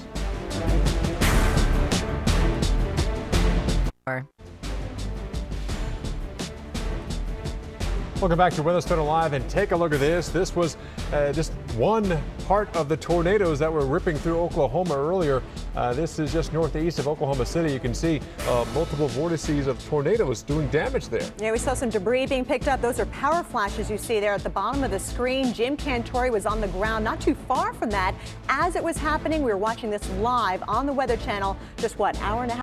Needs to hold together. This is also one of our storm spotters near El Reno, Oklahoma. Clearly a video of a tornado there, and the condensation funnel is getting closer and closer to the ground there. Definitely some debris and some wind on the ground as well. That was all on tape. Let's take a look at what these tornadoes have done. Live view of some of the damage. Yeah, this is near Arcadia Lake in Oklahoma, just to the north of Oklahoma City. You can see some of the damage sustained to some of these structures. Looks like some houses, possibly some apartment buildings, and unfortunately a lot of trees came down as well. There's a car. Looks like some people standing around and just trying to assess exactly what went through there. Yeah, perhaps they're trying to find a tarp or something to perhaps patch the roof because they know they are not out of the woods because we have more storms popping up there. We'll show you the radar coming up, but again, this is just one of several homes, if not dozens of homes. It's about a half-mile east of I-35, so this is definitely the tornado that came through there earlier. And again, they have some time now to assess the damage of that building and then prepare for more storms coming through. This entire area can still see tornadoes right on through tonight. Again, your tornado watch for Oklahoma City goes until 11 o'clock local time. Yeah, KFOR TV providing these aerial shots of the damage. This is live, by the way, folks. They're looking down on some of the debris and some of the damage to some of these structures here. We're also looking at a very active radar picture elsewhere across the country because these tornado watches extend from Oklahoma all the way into the Midwest. Like an 800-mile long path of watches here. In fact, we have tornado warnings right now, even as far north as Minnesota. In fact, we take a look at radar, we can show you what's going on here. Tornado warning currently here in Minnesota. This is just to the east of the Twin Cities. Actually, this is actually in Wisconsin, I believe. Yeah, there we go. Wisconsin for Pierce and St. Croix counties under tornado warnings right now. Radar is indicating rotation, so we could be dealing with a rapidly developing tornado. This entire line has the potential to see some severe weather, including tornadoes. And we'll take you on down into the Burlington area here. We're looking at western Illinois. There's Peoria on the right side of your screen. We've got some heavy rain going on there. Occasionally, we're seeing that turn severe. In fact, right now, a severe thunderstorm warning in effect. Watch out for large hail. Yeah, we had rotation earlier with that in the mid-level, so a warning just expired about 20 seconds ago. And then we slide into areas of Kansas, and the good news is Wichita, the tornado that went through you earlier, has weakened and pushed eastward, but now storms south of you have fired up and showing some signs of rotation. We have Cowley and Sumner counties under tornado warnings. Arkansas City, Creswell, Winfield, all towns that could be impacted by this possibly developing tornado, and your warning goes until 6:15 local time. And we're taking a look at another tornado warning that just came in. By the way, there's Oklahoma, Cushing, Oklahoma, under that tornado warning right now. But we want to take a look at our breaking weather alert system. A brand new warning just coming in now in Iowa for Calhoun, Pocahontas, and Webster counties. So we've got quite a few states involved in not just watches, but warnings now, active warnings. Yeah, we're talking about Wisconsin, Iowa, Kansas, now Oklahoma. That's 4 states dealing with tornado warnings, and that's because the earlier one that was going right across the Mississippi was now allowed to expire, but that also brought in Illinois and Missouri. So at one point we had 5 states dealing with tornado warnings right now, but we zoom back in on this cell. This is the same cell that we showed you that damage from our KFOR chopper shot there. This cell continues to show a hook, continues to show rotation, and time to time continues to cycle tornadoes coming in and out of the cloud base there, the mesocyclone, the supercell, and it continues to move and eventually towards the Tulsa, Oklahoma area. 7 o'clock is that timeline, local time there in Tulsa, that you could be dealing with this supercell headed your way. Again, if it holds together, this could be really devastating for Tulsa. If not a tornado, certainly damaging winds are possible, large hail. We've had reports of really big hail with this thunderstorm as well, and very frequent lightning. So please know where to go, definitely down to the lowest level of your home and away from the windows. And this is not a one-trick pony, even down towards Norman, south of Oklahoma City. Another tornado warning continues for you. We're concerned with that cell. It's producing some large hail, and we'll zoom back and talk more about this coming up right after your local on the 8. Stay safe.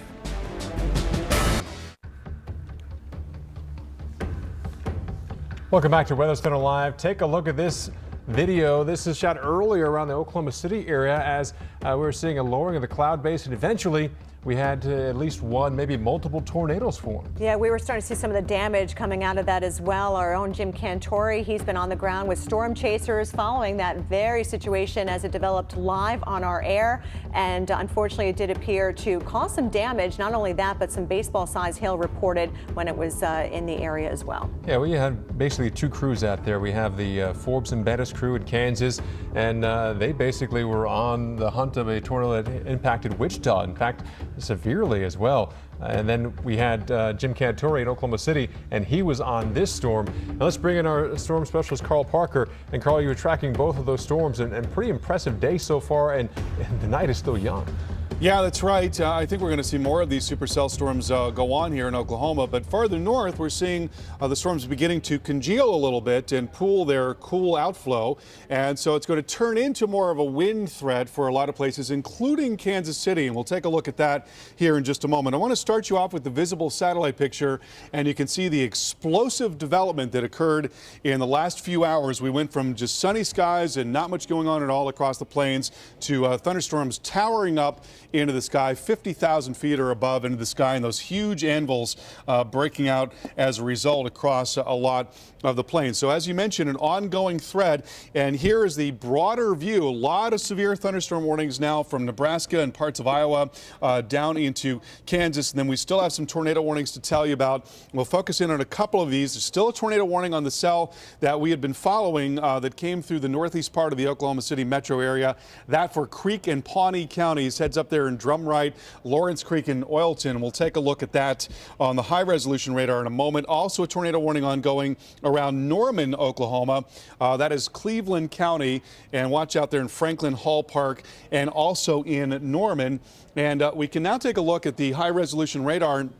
What I'm not seeing here is a lot of evidence of a circulation. When we look at what's called the velocity mode and we look for these areas, these red and green couplets, I'm not seeing a lot of that right now, which is not to say that there couldn't be a tornado or smaller circulations. That happens all the time with these big thunderstorms. But we are seeing certainly a hail threat. That now passing just south of Moore. You see those deeper blue colors right in here indicating most likely the presence of large hail, probably just to the east of 35 and moving off towards the east. And then we'll take you farther northward. Got another supercell here coming through the very areas that were just hit by a tornado.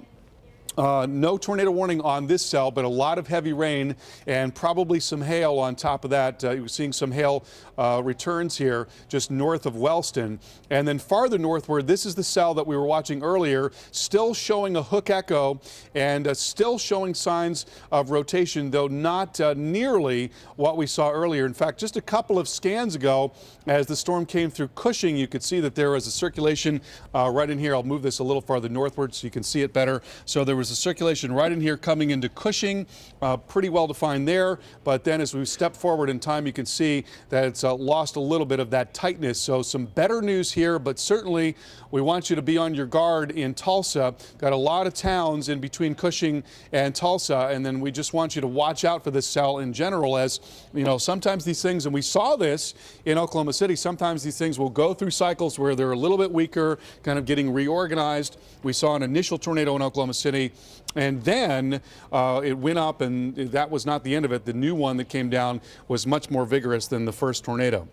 Now, here in Kansas, we're watching this big cluster of thunderstorms, and what's happening here is that these storms are beginning to pool their resources, which is to say that the cool air that is rushing out from these thunderstorms is starting to drive these storms, and as they're riding along the leading edge of that pool of cool air, you've got a big line of storms, and the primary threat with a big line of storms is going to be wind damage, and this is headed towards Kansas City. So it would not be at all surprising to see some wind-producing storms coming into Kansas City over the next few hours here as they move off to the north and to the east. So here's your area of concern, severe weather, and particularly here across the central part of the plains. There's an ongoing tornado threat, large hail, damaging wind, and then tomorrow that is going to move over into parts of the western lakes, and we'll continue to see a tornado threat tomorrow. Kelly and Paul, over to you.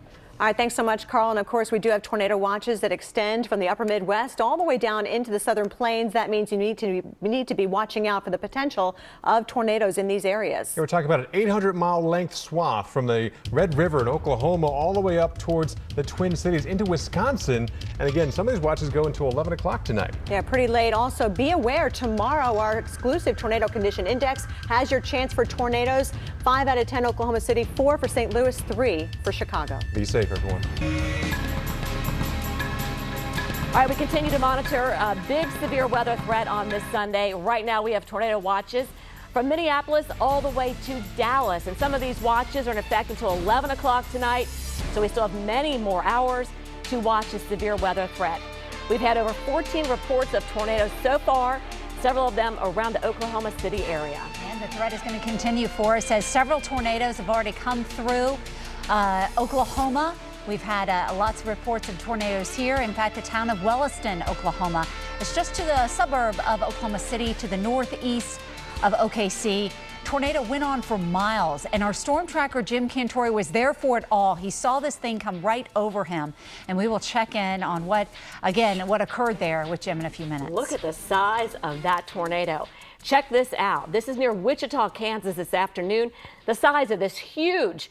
Look at this. All right. Shaylin Phillips from tvnweather.com shot this today, and good news, they were okay, but we're getting reports of some damage. And thank you so much for joining us on this extended edition of Weather Center Live. I'm Jennifer Lopez. And I'm Kim Cunningham. It's been a very active day for severe weather, and you know what? It's not over with. That's for sure. And let's give you the latest on any severe thunderstorm warnings or tornado warnings we out here. We call it our breaking weather alert system. And we do have new severe thunderstorm warnings out in Oklahoma. One just now issued for counties across Minnesota and into Wisconsin. And these thunderstorm warnings go on until 7 o'clock local time. And for all the latest, let's begin with our storm specialist, Carl Parker, who's been here all evening tracking this dangerous weather. Carl? Well, guys, we are still watching rotating supercells now in central parts of Oklahoma. They're not showing as much definition as we saw earlier when we saw that large wedge tornado passing the north and east of Oklahoma City, but they are still dangerous storms. And let's take a look at where the tornado warnings are right now. There's one for Creek and Pawnee counties. That includes the cities of Drumbright, Lawrence Creek, and Oilton, and that cell Now, again, the circulation in this thing is not as robust as it was earlier, but that doesn't mean that it can't regenerate or become strong once again. And at a minimum, we're going to be talking about a hail and wind threat, but again, possibly still a tornado coming up towards Tulsa. So that's something we're going to watch very closely. Also, a tornado warning ongoing around Norman, Oklahoma, that for Cleveland, and that includes the cities of Franklin and Hall Park and Norman. And we can take a look at that cell on the high resolution radar. We've been looking at this through the night here, and you can see that there is a hook echo, as we see with these supercell thunderstorms. That appendage right there is the area. It's right nestled in right there where we tend to find the tornadoes, with the inflow coming in right here and the cooler air wrapping around the back side of these systems. So right in that little notch is where we watch for rotation, and we can look at the velocity mode to see what, if anything, is showing up there, and not seeing a pronounced rotational signature at this point. So that's good news. Doesn't mean that the storm is not or cannot form a tornado, just means that it's not showing a really robust tornadic signature. So there is some good news there. There is, however, a brand new tornado warning that has just been issued, and you can see the hook echo right in here, and this is coming through a populated area on the southeast side of the Oklahoma City metro area. So there is still a danger of a tornado, even without that signature being quite as robust as we've seen in some other cases. And actually, it looks like we're maybe getting in this latest scan a little more rotation right in here. So this is new. We're just getting this new scan right there and seeing a little more rotation right there. So again, concerned about a possible tornado on the southeast side of the Oklahoma City metro area. That's going to be towards Pink, and moving off towards the east or northeast, generally at about 15 to 20 miles per hour. This cell has not been moving very quickly at all. So an ongoing tornado concern there. And then farther northward, this is the cell. There's one in between these two that's not being warned on. It is also a supercell. You can see the hook echo right there, but not rising to the level of a tornado warning as of yet. It's actually bringing some very heavy rain to a lot of the cities that, or little towns that may have been hit by this storm, which passed through earlier.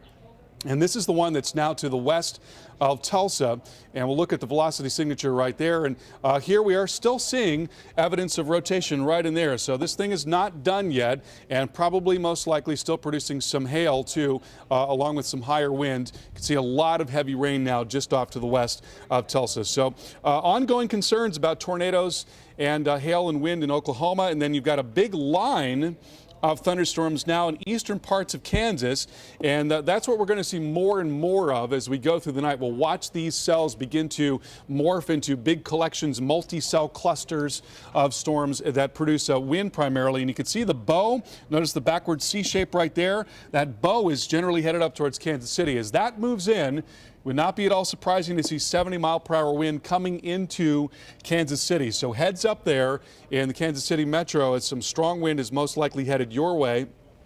Also now, severe thunderstorm warning south and west of Des Moines. There is a tornado warning near Fort Dodge, and that for Calhoun and Webster counties. That cell moving off towards the northeast at about 40 miles per hour. So we've got an ongoing threat for tornadoes, wind, and hail across parts of the central plains in the Midwest. The tornado threat's going to be higher farther southward. And then tomorrow, we'll watch that area of severe weather come over into the western lakes and involve some major metros, including Chicago and St. Louis, and then continue in a lot of the same areas in the southern plains, as the big upper level low is not going to be moving that much, but the front's going to move along here across the northern part of the plains. And then we'll find even more of a severe weather threat just a little farther eastward on Tuesday, Chicago, and back down through the middle Mississippi Valley and on down into northeast parts of Texas. So a multi-day severe weather event already. We've had reports of damage, some pretty serious damage there across some parts of Oklahoma and Kansas, and we expect to see more of this kind of thing over the next few days. Kim, Jen, over to you.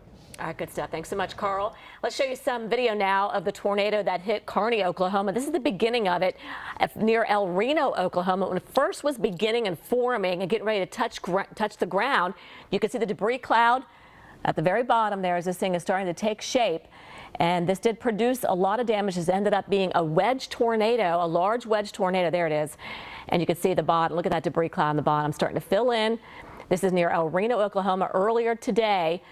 or early, not too long ago actually, and then became this large wedge tornado that did damage in Carney, Oklahoma, and numerous houses destroyed in that city. Yeah, you're right, Kim. It wasn't that long ago, just a few hours, that this tornado came across the northern sections, really, of Oklahoma City. And there you can see the debris from the storm. So obviously it did cause some damage, but it's a little bit still early on, and we're trying to find out exactly all the damage it has caused. Fortunately, though, right now we haven't had any reports of any injuries or any deaths from this tornado that occurred just a while back in central Oklahoma. And again, good news that this has been well forecasted. There's some of that damage, by the way. There it is, into Wellston, Oklahoma. And again, you can see obviously some homes, some structures maybe totally destroyed from this powerful tornado that came through just within the past few hours. And we'll continue to bring you the latest on more tornadoes and the more threat for tonight later on. Welcome back to our coverage of severe weather in Oklahoma, and we have a new tornado warning in Oklahoma to tell you about. And this is on the south side of the Oklahoma City metro area, and this storm looking more well-defined on radar than it had in previous scans. You can see the hook echo that's being wrapped up into the circulation right in here, and notice that little red ball right there. That is a debris ball. So this storm has unfortunately picked up some debris. You can see in the last scan there how there was a very pronounced debris ball. So the storm passing right over the lake area, Lake Thunderbird, and now moving east about 20 miles per hour. It's passing just to the north now of the Route 9 area, which is right there. There is Route 9, and generally headed in the direction of Bethel Acres and then possibly Shawnee. Now we'll look at the velocity signature, look inside the storm, and it's got a really well-defined couplet here. You see this area right there where the red and green is bumped up next to each other. That's the circulation right there, and again, that's just north of Route 9 right now, and moving off towards the east, a little north of east, and generally headed towards Bethel Acres and again towards Shawnee. So in those areas, folks, we want you to be prepared to take cover immediately if this storm continues to show these robust signs of rotation. And we will follow this very carefully over the next few minutes here. Guys, over to you. All right, thanks so much, Carl. And look at this. I mean, this is what we have seen today. And look at the power flashes, transformers blowing as this tornado is near Wichita, Kansas from earlier today. And very well-defined tornado crossing the road, and lightning strikes with this. And you could see the power flashes. There was one earlier that did cross right over some of those telephone poles. And again, this is one of 14 reports of tornadoes today. And there it is. Looks like maybe not touching the ground just yet. That is definitely on the ground right there. There's that power flash again as it's crossing over the road and over those power lines. We also have numerous reports of tornadoes from just a while ago in Oklahoma, and this is from our affiliate KFOR, K4, checking out the damage or the tornado as it was forming, and then later the damage. And this is from their helicopter from Wellston, Oklahoma, which is just to the northeast of Oklahoma City. You can see the tornado developing here, the debris, some of it starting to be picked up and flown around, but this is right along the turnpike, a power flash right there. Turnpike for the Oklahoma Turnpike, I-44, as the tornado came across. And again, Kim, still we have not heard of any reports of injuries or any deaths, but obviously we do have reports of damage from that tornado. And even a lot of hail reports coming in as well. And this, I'm not sure what we're looking at this point, but I imagine in the background there's a tornado. Is that like a little rope coming? Maybe something. Maybe. We're getting a lot of video and a lot of reports of damage as well. But here's some of the warnings we're seeing right now. We have a tornado warning just on the border of, looks like, Kansas and Oklahoma. And this one now, Crawley and Sumner County, as this supercell moves north and east. Large hail is very possible with this, maybe tennis ball size hail. If you're in Harvey, 629. That's when it's going to get to you, and it's not that far away. So make sure you're taking cover right now to your safe room, lowest level of your home, interior room. Stay away from the window. Silver Creek, about 6:16 Central Time for you. And then just to the west of Kansas City, thunderstorms are now moving closer, and they're kind of taking a bow shape. So maybe damaging winds might be a bigger threat with this. A severe thunderstorm warning in effect for Coffee, Osage, and Waubonsie County until 6:30 Central Time. All right, we do have new warnings out in Oklahoma as we look at the breaking weather alert system. This is Bruce here in the Weather Channel. A tornado warning out for Oklahoma in Lincoln County. And again, we just saw those strong storms just to the west of Kansas with severe thunderstorm warnings on them. We also have new severe thunderstorm warnings up into Iowa. So obviously a busy night right through the middle of the U.S. Welcome back, everyone. We have had tornadoes reported today, over 14 reports so far. You're looking at video from one tornado near the Edmond, Oklahoma area. This went on for miles and became a large wedge tornado, producing damage, and a lot of damage near Carney, Oklahoma, and even before it got to Carney. Right now, it's kind of in the forming stage. You're watching it right now near Edmond, Oklahoma. Again, this is earlier today, as this large, eventually wedge tornado, possibly at one time a mile to a mile and a half wide, is now beginning to form. And KFOR TV, their helicopter pilot, very brave soul up there, getting this video for us. And there you can see it right there, this little appendage hanging down. That's the beginning stages of this tornado, and at one time rain-wrapped. Hard to see, and sometimes wedge tornadoes are very hard to see anyway. It's like a big cloud on the ground. And there's some of the damage we're getting from Wellston as it moved through Wellston, Oklahoma. This is, by the way, just northeast of Oklahoma City. So right now we want to go to Carl Parker, who was watching some of these other supercells possibly being tornadic. Carl? Yeah, Kim, we are watching this supercell that is now on the south side of the Oklahoma City metro area, and unfortunately looking a lot scarier than it did just 10 or 15 minutes ago. So let's take a look at the high resolution radar, and you can see this hook echo that's wrapping around the underside of the supercell that's right in here. That little ball right there, that's a debris ball, and the reason why it's dark and red and pink like that is because there is debris that has been picked up by a tornado that is now occurring with this storm. We'll look at velocity, and you can see a incredibly well-defined couplet, just as good or as bad as we saw earlier with that storm that was on the northeast side. So this is now south and east of Oklahoma City. So you can get your bearings here. This is Route 9 right there. There is pink. Here is Bethel Acres, and the storm is moving towards the east right now.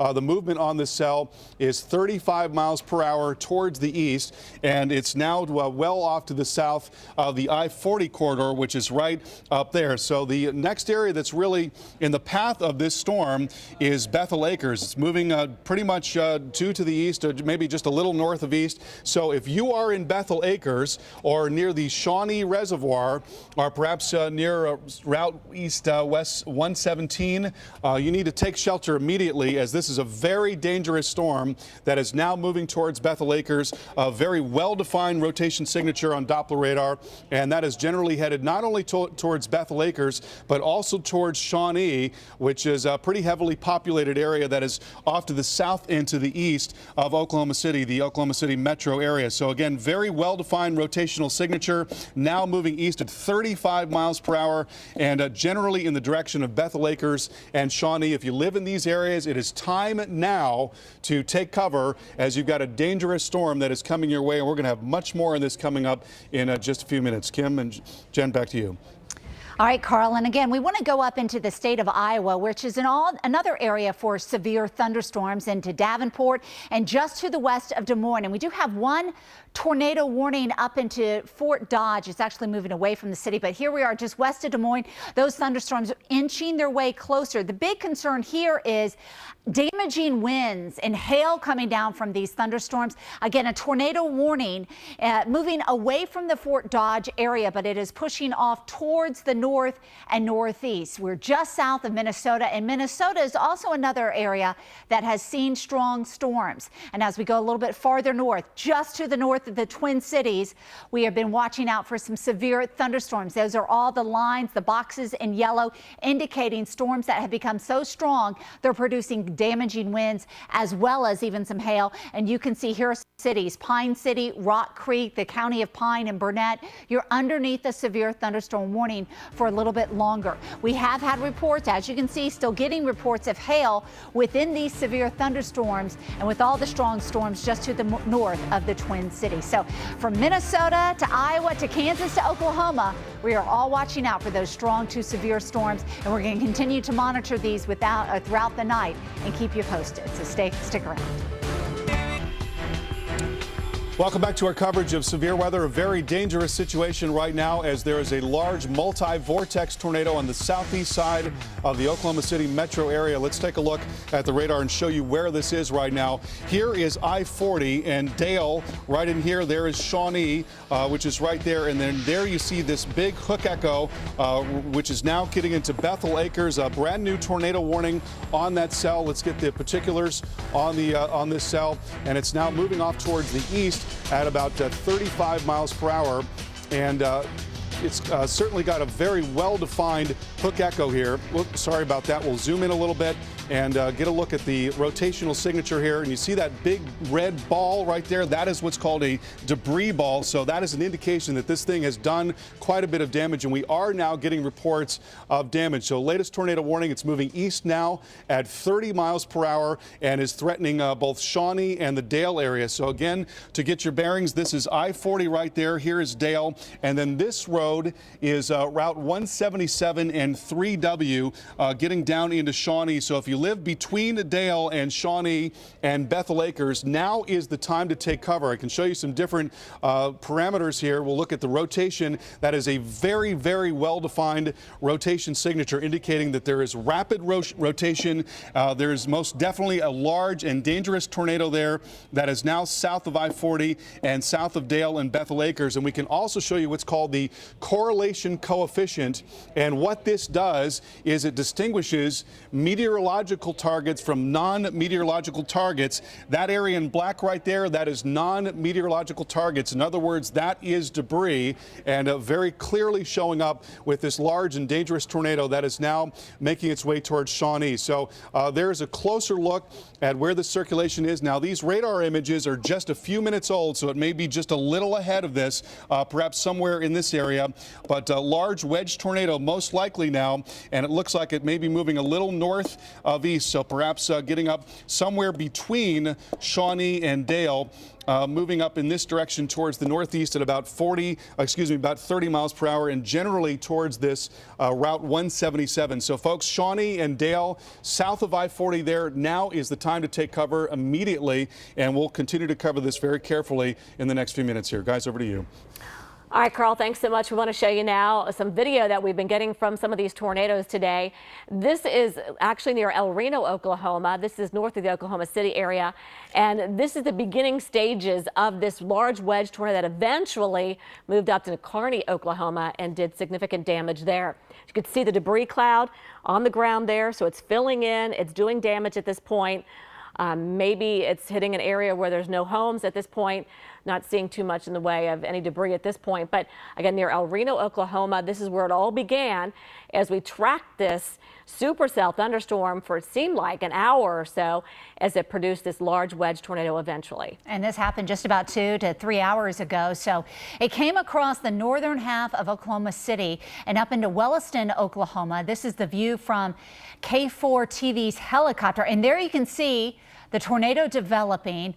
Maybe you can even see a little bit of lightning flash as well as some debris trying to be picked up and thrown around from this developing tornado. We have had reports of damage. What we haven't had is any reports of injuries or death. So that is hopefully some good news. It'll stay that way. But again, tornado just a few hours ago north of Oklahoma City. But as Carl was mentioning, now they're developing at this time south to southeast of the city near Shawnee and over into Dale, just to the east of Tinker Air Force Base. As a matter of fact, we're going to go live right now near Shawnee, Oklahoma. This is Pottawatomie County with a tornado warning where I believe we're showing right now live a tornado on the ground. Look at the size of this tornado doing damage, as Carl was talking about.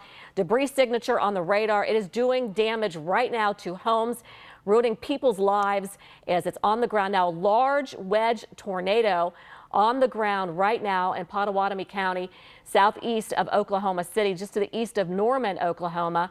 Look at the size of this. Now, we've been tracking this supercell for a while. It was trying to form a tornado as it approached Norman. It moved past there. Now it is on the ground doing damage. We're going to bring Carl Parker in right now for some in-depth analysis. Carl?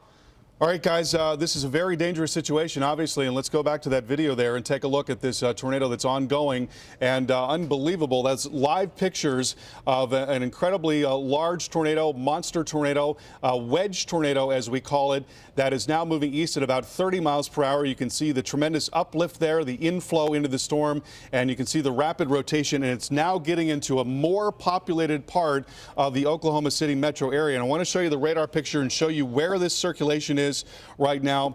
You can see this very well-defined circulation right here. So I-40 is right along there. There is Dale. Now this is the intersection of I-40 and I-77. Or rather 177, Route 177 is right through here and I-40 is right there. So the intersection of those two roads is right up there. And it looks like this tornado is now heading a little more northeast and perhaps up towards MacArthur Street, maybe perhaps passing to the north side of Shawnee. It looks like it's generally moving off towards the northeast here, a little north of east, but a very large circulation, very well defined. And let's go back to that video one more time and take a look at what's going on with that. Do we still have those live pictures? Okay, we're getting back to that. And folks, so if you live somewhere between Dale and Shawnee, if you live along I-40 there from Dale and on eastward, if you live along Route 177, if you live in the north side of Shawnee, now is the time to take cover immediately, as we've got a large wedge tornado, multi-vortex tornado headed your way, an extremely dangerous situation. We'll go back to the radar picture until we get those live pictures once again. The most recent scan on the radar showing you this big ball of red here. That is what we call a debris ball. That forms when there is so much debris that has been gathered up by the tornado that it's literally carrying it along with it. And in fact, we've got confirmation of that as we look at the correlation coefficient. You see that big black area right there. The black refers to what are non-meteorological targets. So if it's rain or hail or anything like that, it's going to appear in different colors. If it's black, if it's irregular, like pieces of wood, something like that, or pieces of branches, then it's going to show up as that black. So this is most definitely a debris ball here and an extremely dangerous tornado. This particular scan coming in at 31. Okay, we've got a brand new scan here. This new scan has just come in, and this scan is as of 35. So this scan is about a minute old, and it looks like it's now coming very close to Dale, and it's going to come right up to the intersection of I-40 and Route 177. So once again, I'll put these lines on here so you can be clear about that. There is there's Interstate 40, and here is Route 177 going down just like this and down into Shawnee. So it looks like the worst of this storm is now going to pass on to the north side of Shawnee. Still could very much affect Shawnee, but it looks like it's going to be the north side of Shawnee and then perhaps crossing the I-40 corridor. At least if you follow the trajectory that has been going along so far, looks like it's going to get really close to that intersection as it moves up across 177 and 40 here. So this is an extremely dangerous situation, and please, folks, we want you to take shelter immediately if you're there between Dale and Shawnee and along Interstate 40. Kim, Jem, back over to you. All right, some incredible live pictures coming to us. You know, everybody's praying for these folks here in Shawnee, Oklahoma. As you know, it is doing damage. It is destroying homes.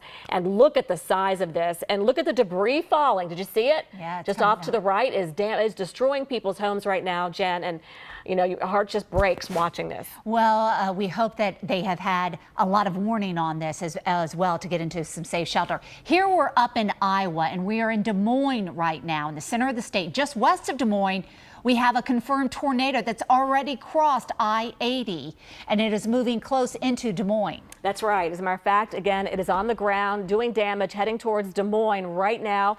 We've got reports of the Dallas Center being damaged as it moved through there, and ping pong ball size hail as well.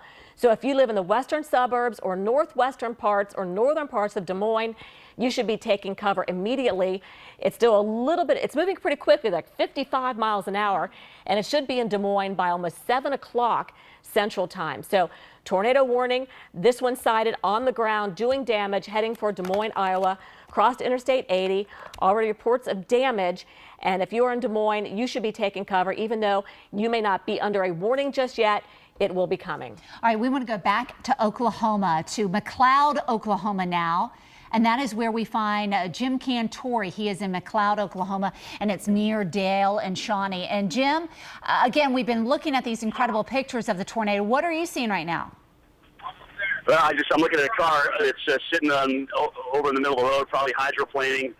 We are probably about 3.5 miles from the intercept. I'm looking at the radar. We can see the debris ball too, and that's the storm that we're about to intercept here with Dominator 3 and then Reed Timmer and TDN. So we're heading south, going through rain right now.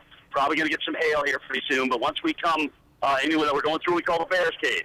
All right, and once we get through that, there's probably going to be a very large tornado on the ground, the one that's doing damage, the kind of damage that you're seeing in the pictures there. So, again, guys, we're en route down there. We'll when we punch through this thing, we will get back at you and let you know what we see. But right now it's all rain. We're on I-40 heading east of McLoud over toward the very dangerous tornado with what I saw, I think, is 130 knots gate-to-gate shear, which Carl can talk about. Very, very tight couplet. So we're probably going to find a very violent tornado once we get on the other side of this rain and hail. Back to you. All right, Jim, thanks so much. Be safe out there. Again, what a day for Jim. This will be the second one that he has seen, a large tornado, damaging tornado. So you're looking right now live at this tornado. This is just to the east of Oklahoma City in Shawnee, Oklahoma.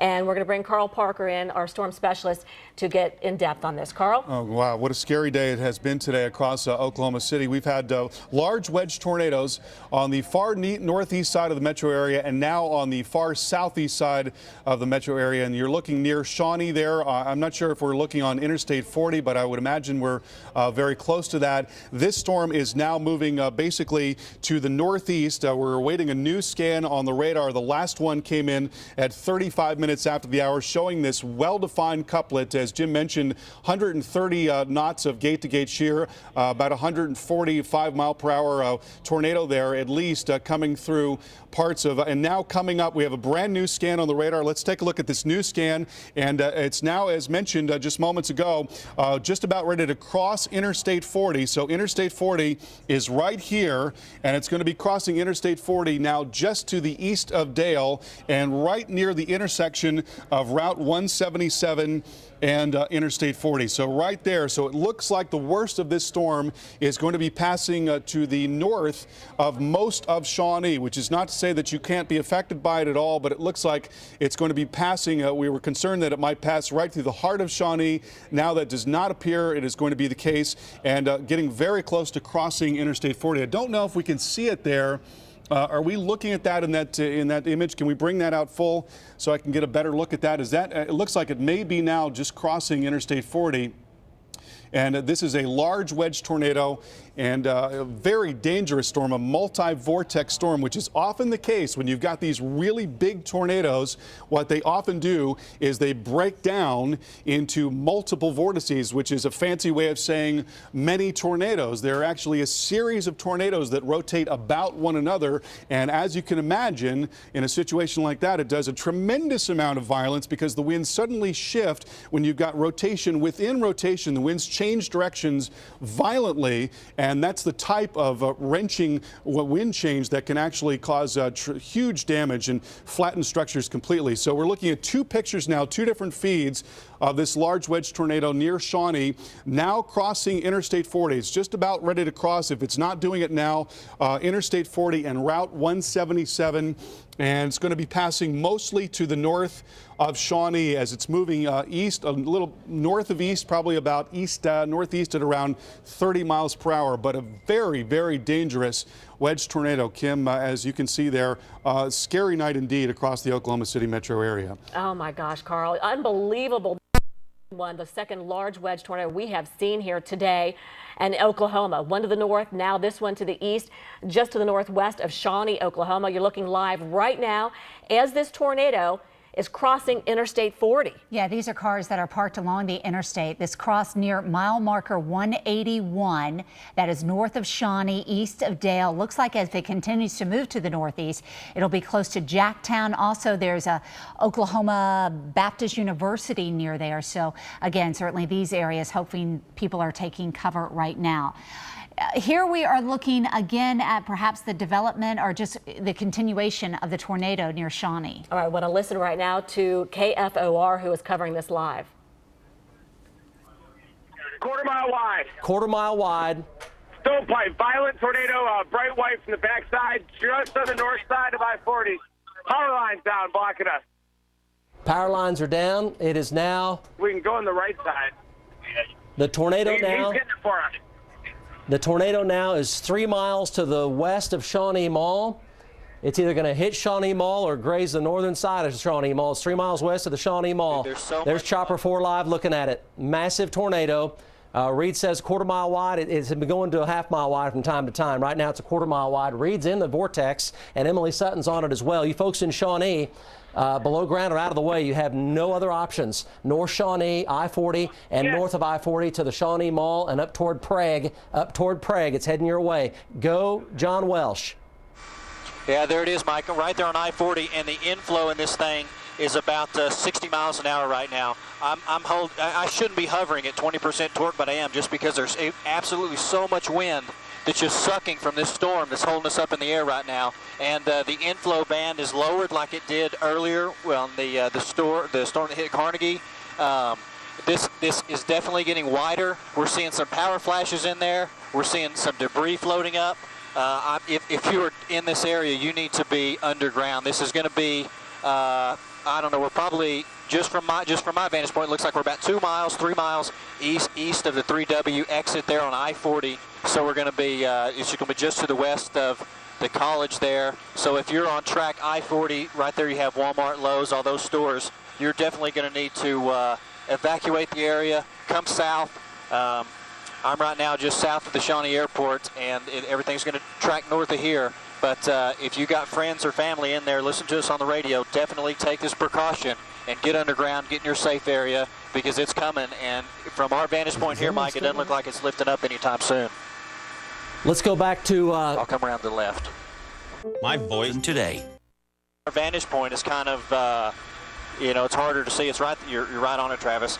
But just as you can see all that, golly, yeah, we're getting really beat up here by some wind here. But as you can see, all that rain just sucked it up, and it made it very, very hard to see. The inflow band that we're in right now, Mike, is just, this is absolutely crazy. We're getting tossed around. But as you can see, it's right up I-40, and now, like you said, the Shawnee Mall, definitely take your tornado precautions very seriously, Mike. Appreciate that. It's a large debris ball right over the Shawnee Mall, Highway 18 and I-40 right now. Is Emily Sutton or Reed? We can get back with them. Reed was in the vortex on I-40. Let's go to Reed live. Reed, what do you got? Reed Timmer, go. There's Reed's live stream. That is I-40 in Shawnee right now. I think Reed was blocked by power lines. Let's see if we can actually talk to Reed here. Reed? And you are listening live to the television station out of Oklahoma City as they were talking about the tornado that's going right through Shawnee, hitting a shopping center. But we also have our own Jim Cantore. And Jim, a while ago you were trying to get to this tornado. Where are you right now? Yeah, we're right on I-40, just west of Shawnee. Big tornado on the ground here, violent cone. We just passed 177 and I-40 here. There was 2 trucks, tractor trailers overturned. Also on the right, major damage to trees. I saw homes that were destroyed. I mean, literally destroyed down just off Interstate 40 near Highway 177, and that's where the storm is now. So it's moving off to the north of the interstate at the present time. Look at that debris right there. Look at that. So it's still popping debris out, and obviously still producing damage here. So we're going to try and head east of this and then intercept it to the north as we continue to watch. There's our car slipped.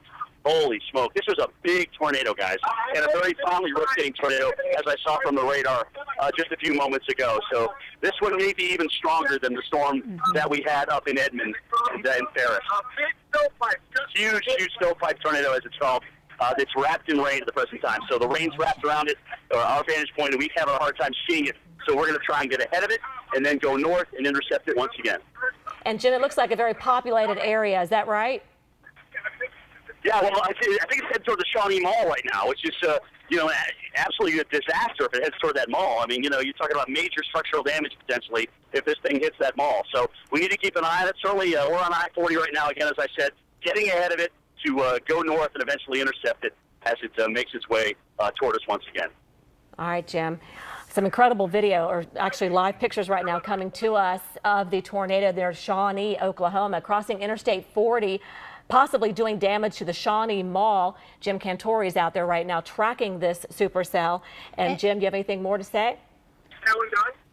No, I don't think it's done. It's just wrapped up. I mean, you know, it's kind of a cycling tornado. We're seeing what looks to be like a new circulation that's trying to develop for this thing. So the point is I don't think we're done with it. I mean, I think it's either going to, you know, that one's going to dissipate, and then, you know, the one that we're dealing with now will continue to produce damage and produce a cone tornado with the violent winds that we've seen, or this new one will eventually take over as the other one weakens. But again, guys, we're heading east, trying to get ahead of this thing as it makes its way toward some pretty populated towns. Okay, Jim, you've thrown out a few tractor trailers turned over, maybe a car flipped. What exactly are you seeing? Tractor trailers turned over. This was on I-40 westbound here. So we are just on the north side of Shawnee at the present time, and that's where we saw the cars and the trucks flipped over. Yes, we're going to go left. And the problem is getting into Shawnee, right at Highway 177, there were extensive area of trees, probably several hundred yards wide, that were completely cut off at the half, and there was damage to homes that we saw. And as we continue to make our way east of I-40, there's damage, or excuse me, debris falling out of the sky. So we're not done with this thing yet. We have just gotten off the interstate and to the north of Shawnee, and we are going to head to the north and try and intercept this once again. How long do you think this one has been on the ground for, Jim? Can you kind of give us an idea, maybe? Well, I think it's been on the ground probably since Norman, you know, just east of Norman. So, you know, again, I mean, I don't know if you're watching Reed's stream or KFOR, but you can still see, you know, what appears to be a large cone tornado, which occasionally, guys, comes outside the rain curtain, which wraps around the tornado and hides it from us. So that's what makes these, you know, so dangerous, obviously. If you're just driving on an interstate, like what was obvious with the cars and those tractor trailers, they drove right through that thing as it crossed over I-40. So we're right at the Shawnee Mall right now and heading north. So we're going to intercept this thing pretty close to the mall, it looks like. And, you know, we've already driven through the earlier tornadoes 3 times. Knowing Reed and the way that we operate with this thing, we are going to drive through this one as well. So, Jim, are you not seeing any damage at the mall? Are you at the mall at the moment, or you're getting there? We just moved north of the mall, it looks like. Okay. We just moved north of the mall. So we're following a heavy line of traffic, police cars. They're pulling people, getting people off the road, letting us go through because they know what we're doing out here. And so we are trying to see it. It's just wrapped in rain right now. We just can't see it. Just can't see it. Well, from our vantage point. Well, you've been in Oklahoma, obviously, all afternoon, but are people aware of the severe weather event? Do you think, obviously, it's been forecast pretty well. Is that helping out with maybe, you know, the forecast of this and getting people safely? You know what I think helps, ladies, is when they can see this, you know, unfolding on TV, you know, like was the case in Tuscaloosa. I mean, I think, you know, that's pretty obvious and reassuring to someone if a tornado warning is heading, you know, issued for your area, the tornado is heading your way. When you can see it on TV before the power goes out, that's the reassurance that we know everybody needs and wants to get, you know, to obviously make that second maneuver. But this is, you know, it's a dangerous day. With all the parameters were there, we talked about that, and now it's all coming to fruition with at least a couple of tornadoes that have been on the ground now for quite some time, the one to the north and the one down here to the south. This one may be cycling through. Right now it's wrapped in rain, and we are again, north of Interstate 40, heading toward an intercept, which is north of the town of Shawnee. This is going to be a storm that's going to pass to the north of the town of Shawnee. There are still many homes out here, very wooded again. I can smell gas. You guys smell that? Yeah. So, you know, it's still producing damage, no question. And Shawnee, a town of about 30,000 people. So again, it's just to the east of Oklahoma City, and we are continuing to watch the tornado develop, watching it as it crosses over the town and over the interstate there. And Jim, you know, folks in Oklahoma, you know, they back in '99, the Moore, Oklahoma, this is the same thing where they actually saw it coming at them. And I think, like you said earlier, this is great for people to see, to know this is what can happen to you. This is heading for you. We're getting you a visual, but if we're looking right now at the live stream, it may be rain wrapped, but I don't know. I'm trying to see if we can even see an indication of where it might be. We can't see it. Yeah. We can't see it. And I don't know, you get a new radar image at all? Yeah, I mean, it's just hard to see, and I can't tell. I haven't looked at a recent radar.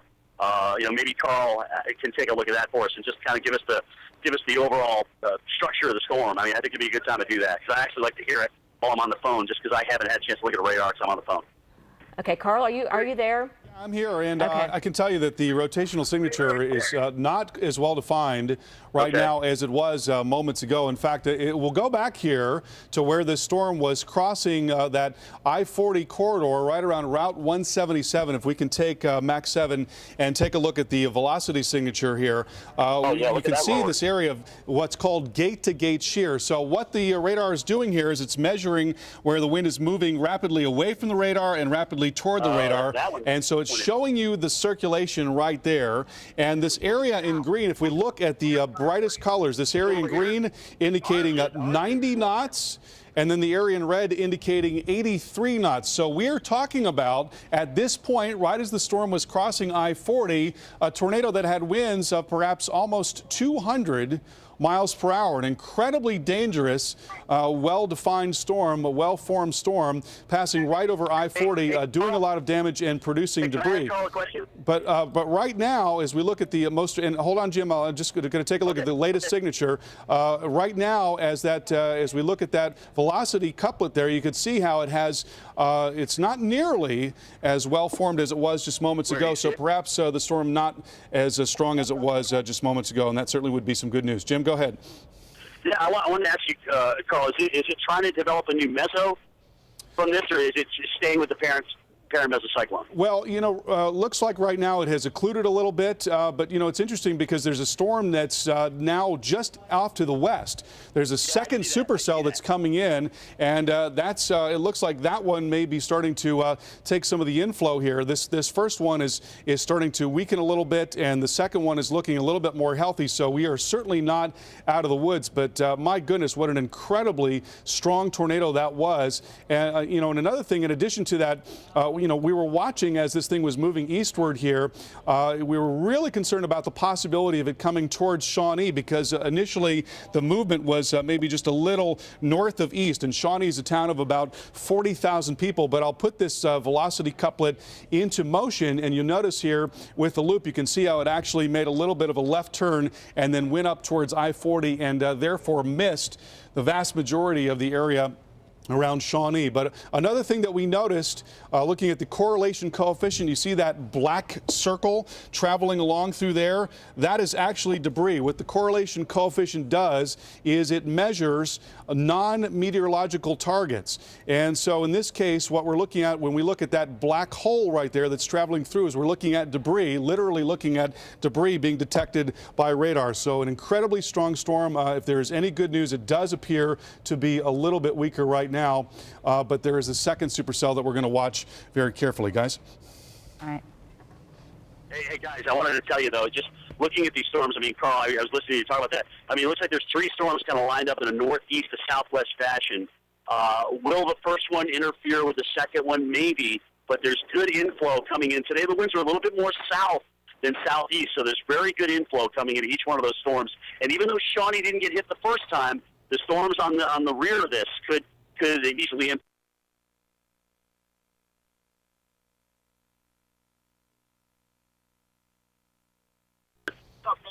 Yeah, just northeast of Shawnee, where we saw the major damage there. The cars and the tractor trailers blown off the road. So, guys, we're going to keep on this thing. I'll check back in when we intercept. Back to you.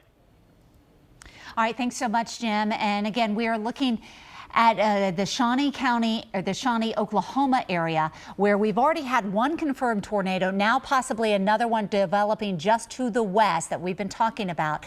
This is the helicopter going up and above from our affiliate KFOR TV in Oklahoma City. So again, Shawnee, a city of about 30,000 people, obviously need to get into some safe shelter immediately, as another tornado may be developing and coming in from the west. Yeah, it is showing some signs of rotation. The second one coming in, as you can see right there, there's the funnel right there, the overhang, or the thing that hangs down that eventually turns into a tornado, as you can see near Shawnee, Oklahoma.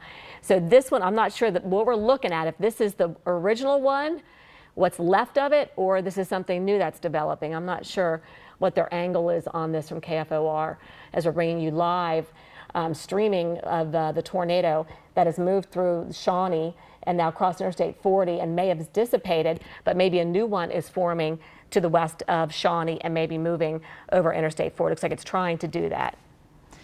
All right, and we're going to continue to keep you updated on this. I think we're also going to go to the video from earlier. This was the tornado that came through the northern portion of Oklahoma City from El Reno to Carney, and then another one forming in Williston. This happened just a few hours ago. This is the damage from some structures, obviously some homes, some businesses there. The amazing thing is we're continuing to get no reports of injuries, major injuries, or any deaths from this. So these were tornadoes that happened just within the past 2, maybe 3 hours around the Oklahoma City area. The tornado that's going on right now is just east of Oklahoma City, and that's up across the Shawnee area and Pottawatomie County, and it's going right across the interstate as we speak. But as you can see, this was damage from what we saw earlier. Jim Cantore was at that tornado. He's now at the new one saying, gosh, this new one may even be stronger or bigger than what we had earlier today. Definitely more populated area and able to do a lot of damage. And looks like the velocity is not as strong on that second one trying to develop near Shawnee. So good news. But we're going to talk about some other areas of the country, too, that we are concerned about. That's Des Moines, Iowa. We're going to show you the radar where there's a tornado warning right now for Des Moines. This one was reported on the ground and maybe heading onto the west side of Des Moines as we speak. So in Polk and Story County, a tornado warning for you. You need to take this serious. I know it's been one of those days, but you need to get to shelter immediately.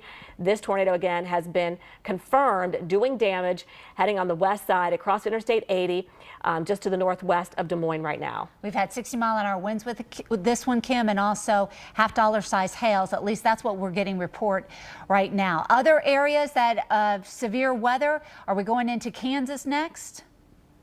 Not quite sure if we're going to go a little bit farther south and see the Kansas, because I believe we have at least some strong storms, if not some tornadoes, just to the southeast of Wichita. There you see just to the north of the Oklahoma state line, tornado warnings out as well. Wichita was an area that saw tornadoes earlier. Now it is just forming just off to the southeast for the Cedar Vale, Dexter, and Moline. Those cities, for another few minutes, you're underneath the tornado warning. All right, let's bring Carl in right now for some more analysis, especially on this tornado near Shawnee or near Johnson, Oklahoma right now. Carl? Yeah, you know, it's interesting. We've got a whole series of storms, as Jim mentioned, and there are warnings on these right now. We've got some live pictures coming from KFOR, the chopper that's been up in the air. And what an amazing thing that some guy will be willing to fly up in the air when tornadoes are on the ground. I can't even imagine the turbulence that he is undergoing, but just incredible bravery, really, to get these pictures out. And there's a look at the live feed from Shawnee, and you can see there's a lowering there. So there's another storm in the wake of this one that has just come through, and you can see that lowering right in there. There's the wall cloud right there. So that is the mesocyclone associated with the next storm, and it's right at that lowering where we watch for tornadoes to develop, and we are in fact seeing some rotation with that next storm as it's coming through. So we're going to keep an eye on this very closely. I can show you what's happening on the radar picture right now, and interesting evolution to this storm. It's actually a series of storms that have come through, and the first one, that couplet that went right past Shawnee, has actually weakened considerably. So let's take a look at the radar picture. We'll go back to those live pictures in just a moment. I want to show you the hook echo that came right up through Dale and near I-40. And I don't know if we're going to take a look at that or not. And there we go.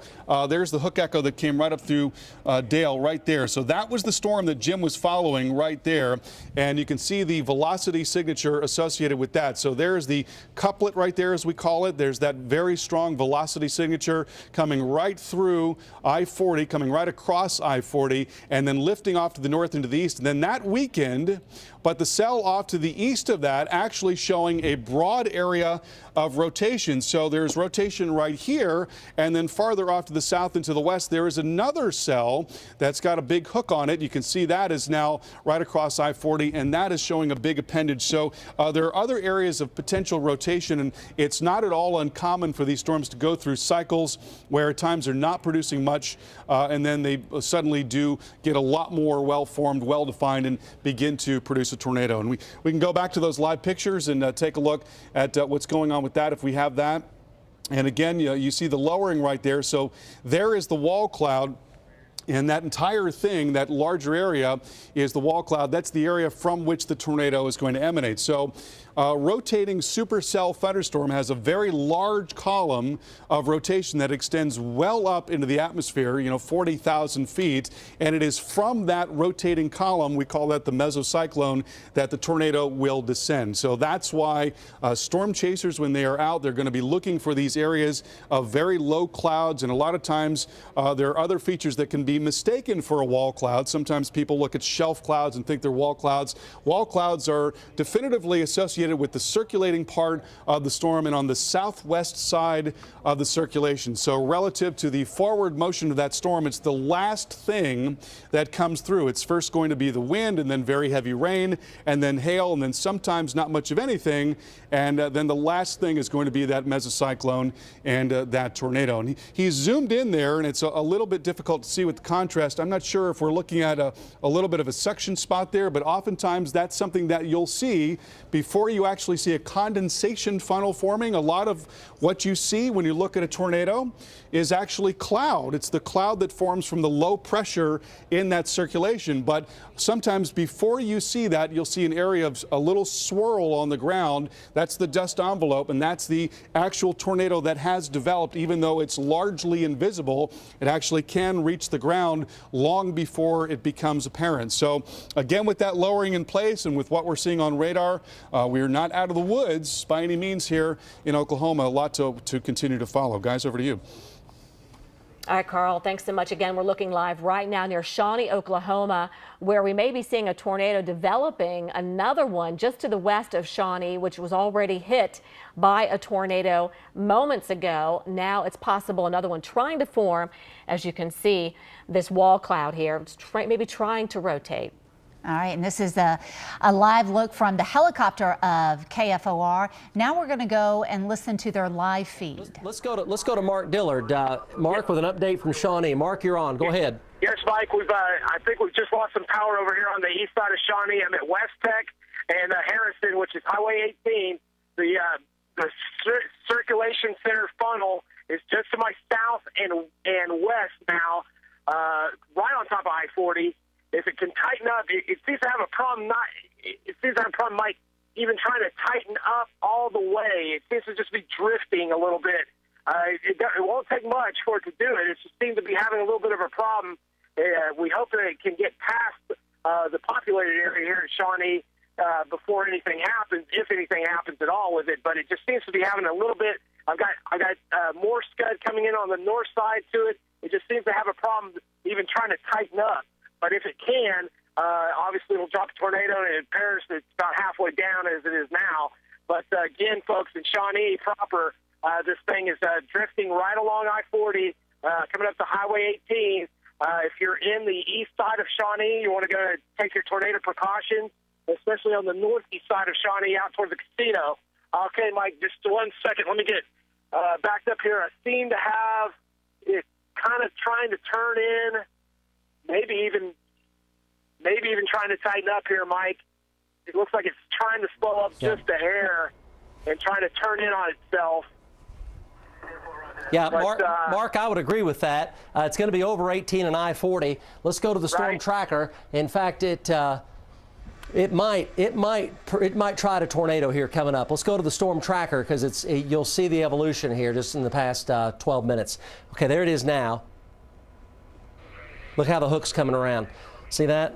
The curvature's coming around, the hook's tightening up. It's over 18 and 40, which is where the Shawnee Mall is located again, up there. All right, and that is live coverage from KFOR TV following these tornadoes as they've been traveling near Shawnee. We saw a large wedge tornado pass just to the north of Shawnee. Fortunately, it's a population of about 40,000 there in Shawnee, and the worst of that storm perhaps on the far northwestern outskirts of that area, crossing I-40 near Route 177. But there are still a couple of supercells now right along I-40. We're still watching for the possibility of more tornado development. You can see also as we look straight ahead here, the big core of that storm, a lot of very heavy rain coming down, footprint there of that rain dropping down and then spreading out near the ground. But near this lowering here is an area where we're going to watch for the possibility of new development.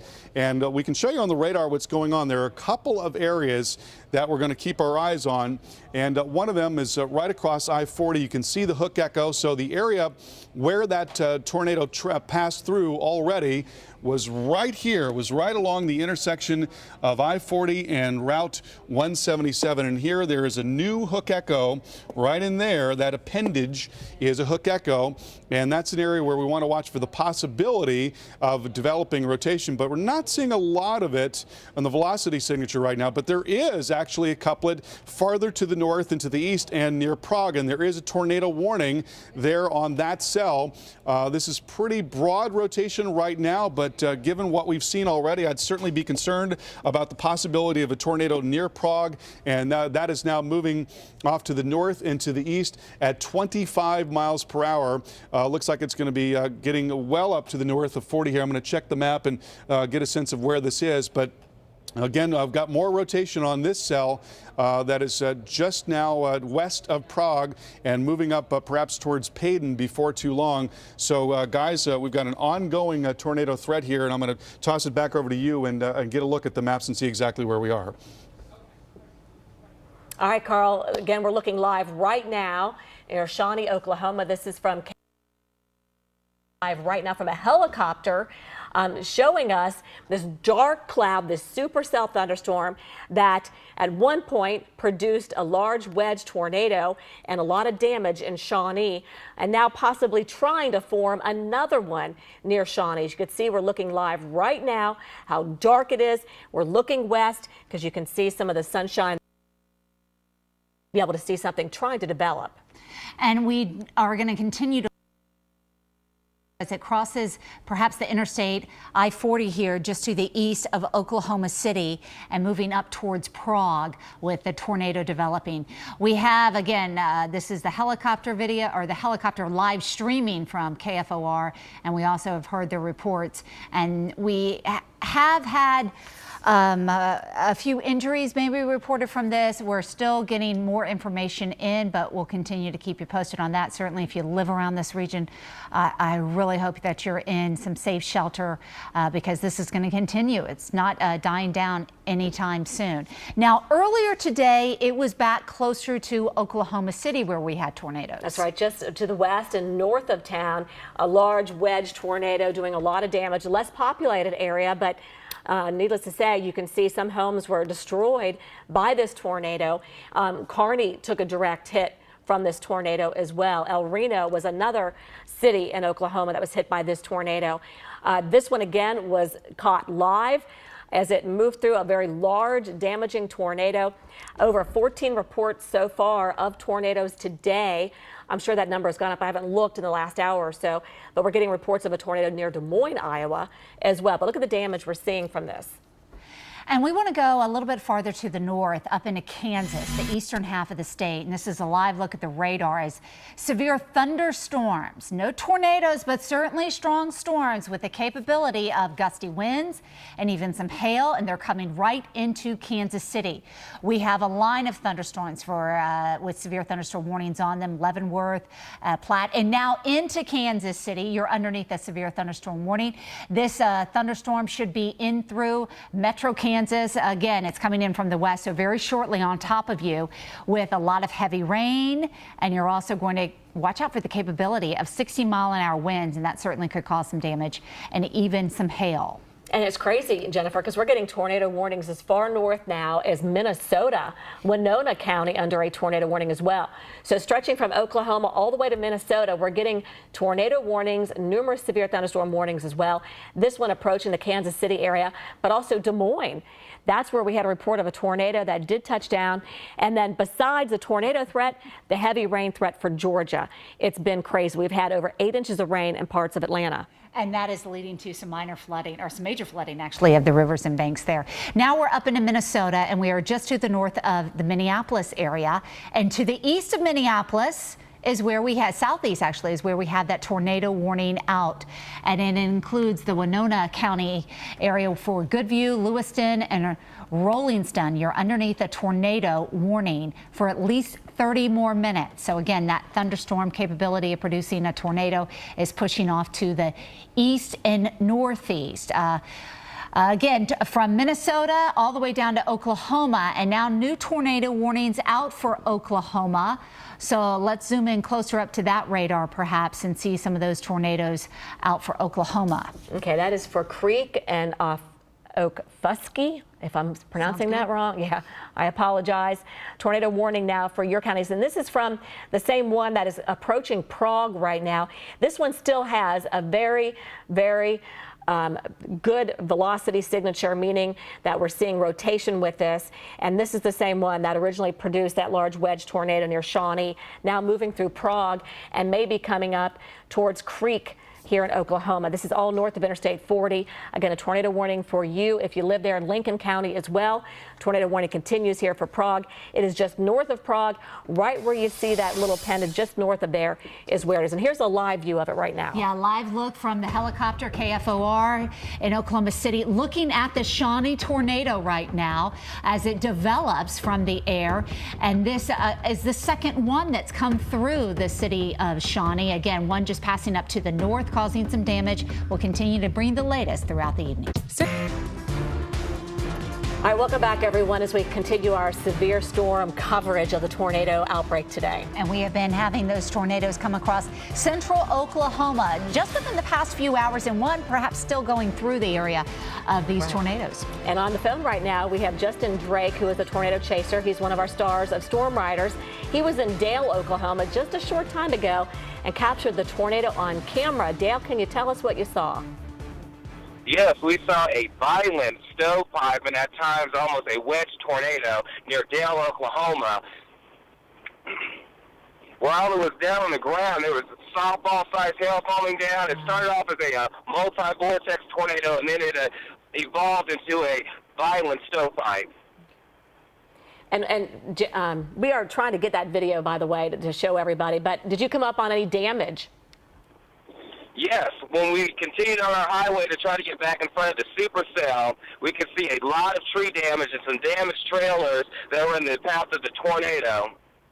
And Justin, how long do you think the tornado lasted over Dale and over the Shawnee area? Oh, that tornado was down for at least 15 minutes. Could have been closer to 15 to 20 minutes. There were times where it started off as a very photogenic and visible tornado, and then at other times it started to get wrapped and ran as it was about to cross the highway in front of us. And how wide do you think the tornado was? At its largest, it was about a quarter of a mile wide. Wow. Were people, were they out on the roads? Were they pulled off on the roads? Do you think a lot of people had warnings on these tornadoes? Well, when we actually pulled up to start getting video of the tornado, there was people around us that were pulled off on the side of the road too, watching the tornado. And then later on, as we tried to reposition, we actually hit a big roadblock because the tornado itself had knocked over some power lines that were right across the road, and we actually were sitting in a traffic jam for about 20 minutes or so until the lines got cut because of the damage from the tornado. Wow. Are you still on this thunderstorm?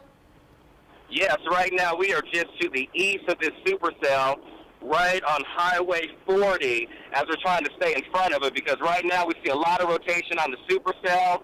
It looks like it still has a chance to produce another tornado, so we're just going to keep getting positioned to document whatever tornado could produce in the future. Right. It looks like it's just to the east of 377 and northeast of Prague right now. Is that kind of in the area you are? Let's see. That's the second. That's the first. That's the first one. You're back on the back one. Actually, that is the supercell that is to our north. We're on the southernmost supercell in that little complex of the two. Okay. So you are just to the east of Shawnee then? Is that correct? Yes, we're east of Shawnee. That is correct. Okay. Definitely looks like the rotation is a little bit stronger up to the north and east of there at this time. So anyway, we're anxious to see this video that you guys took. And the last couple of days yesterday, you were on one as well, right? Yes, yesterday we were up in southwestern Kansas and got another long-lived tornado that was near Roselle, Kansas. All right, Justin, where did you start with this tornado? Again, we were watching it over in Norman and Moore, trying to develop. Were you over there looking at it forming? Well, actually, we started the day off further to the north. We started on the first big supercell that formed near Edmond.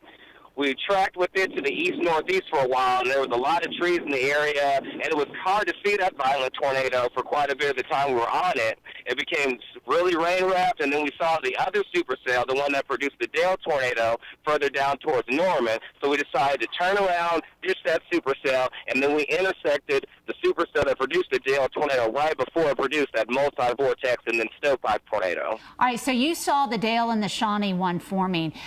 Did you get a chance to go see any damage from that tornado? Again, this happened within the past hour, so we haven't gotten many reports yet, but we do have the video of that tornado, and it's such a large tornado. Just amazed at it, and obviously it caused a lot of damage, I would assume, as well.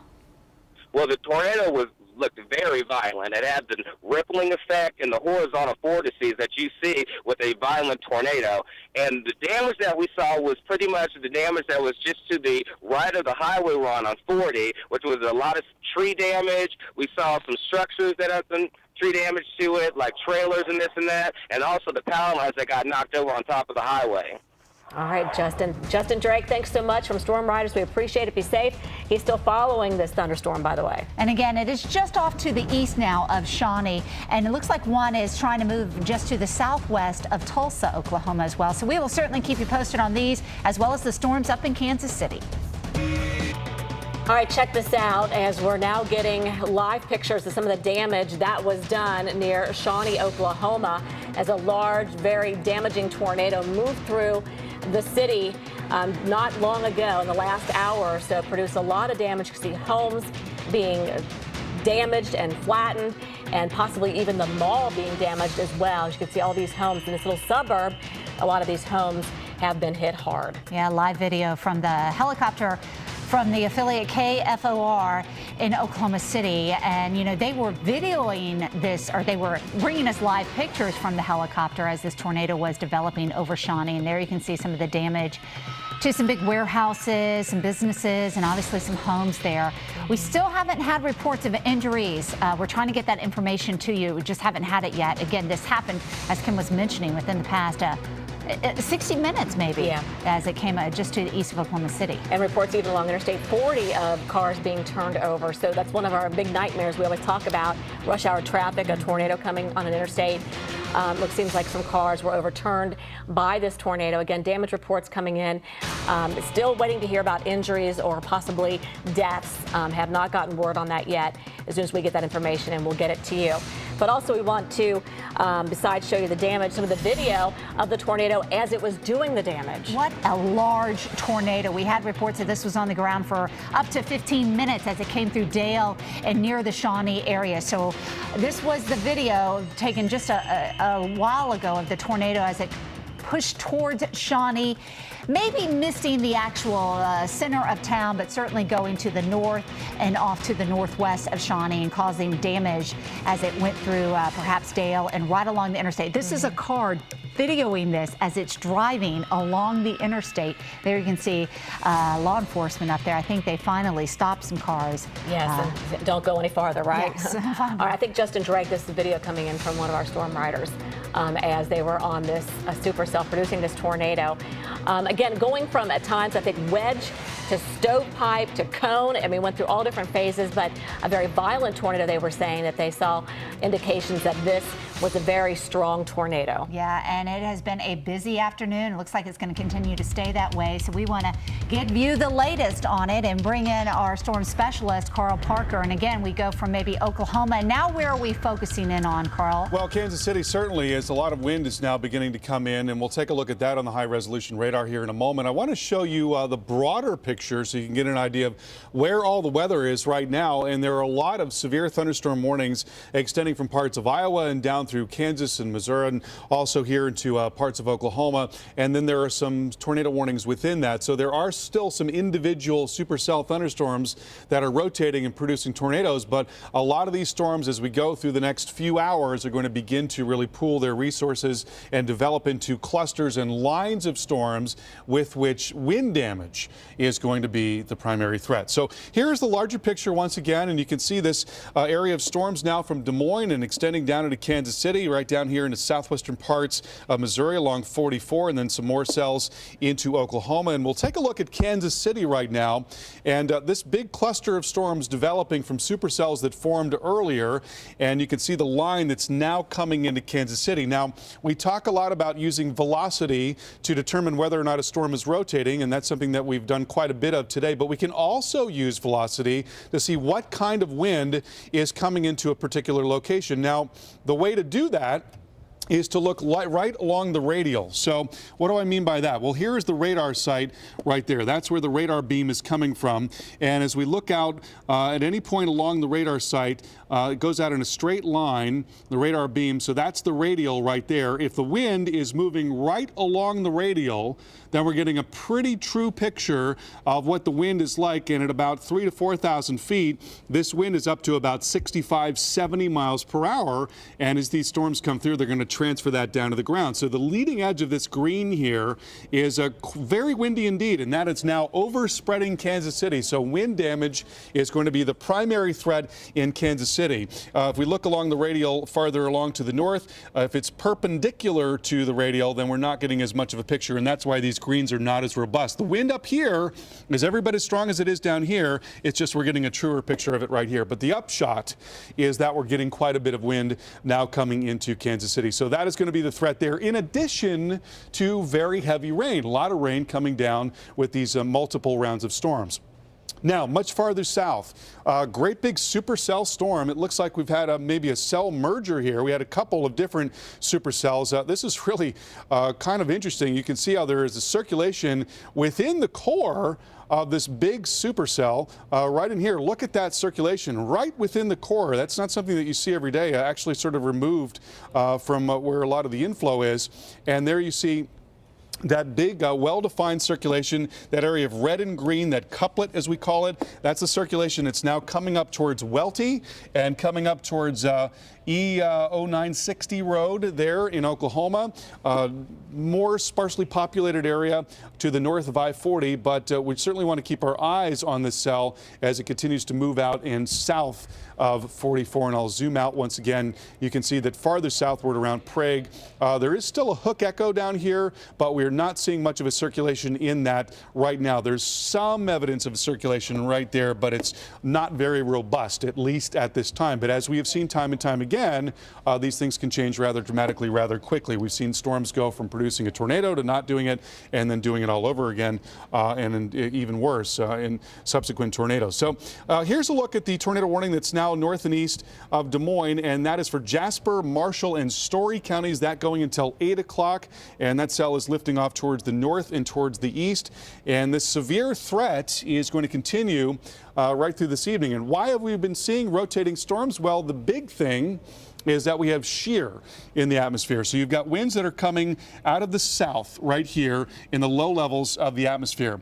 Then when you go up about 5,000 feet in the atmosphere, the winds begin to turn and come more out of the southwest. And then when you go way up in the atmosphere to about 18,000 feet, they're coming more out of the west-southwest. And so that change in wind direction with height and the change in wind speed, these are very fast winds coming in. What that does is it gets the atmosphere rolling. And when the atmosphere starts rolling and thunderstorms punch up into that, they too can start rolling, they can start rotating. And so there's your severe threat area for tonight. Ongoing threat for tornadoes, hail, and wind, and that will then move over into the western lakes tomorrow. We'll have more on that coming up a little bit later. Guys, back over to you. All right, thanks so much, Carlin. And we want to bring you live pictures of the damage. This is in Oklahoma again, east of Oklahoma City in the town of Shawnee, where the tornado came through within the past hour. And we are getting reports that search and rescue is going on, obviously, to try to recover some people that have been missing in Shawnee, Oklahoma, as that large tornado came through. And I'm getting reports on Facebook that they're hearing from the Emergency Management Center that people are missing and that there are numerous injuries that you can expect from a situation like this. You see helicopters flying over trying to assess the damage of this large, very damaging tornadoes that moved through Shawnee. Look at the damage. These homes, people's homes, businesses just shattered. And this tornado reports that it was on the ground for at least 15 minutes, perhaps longer.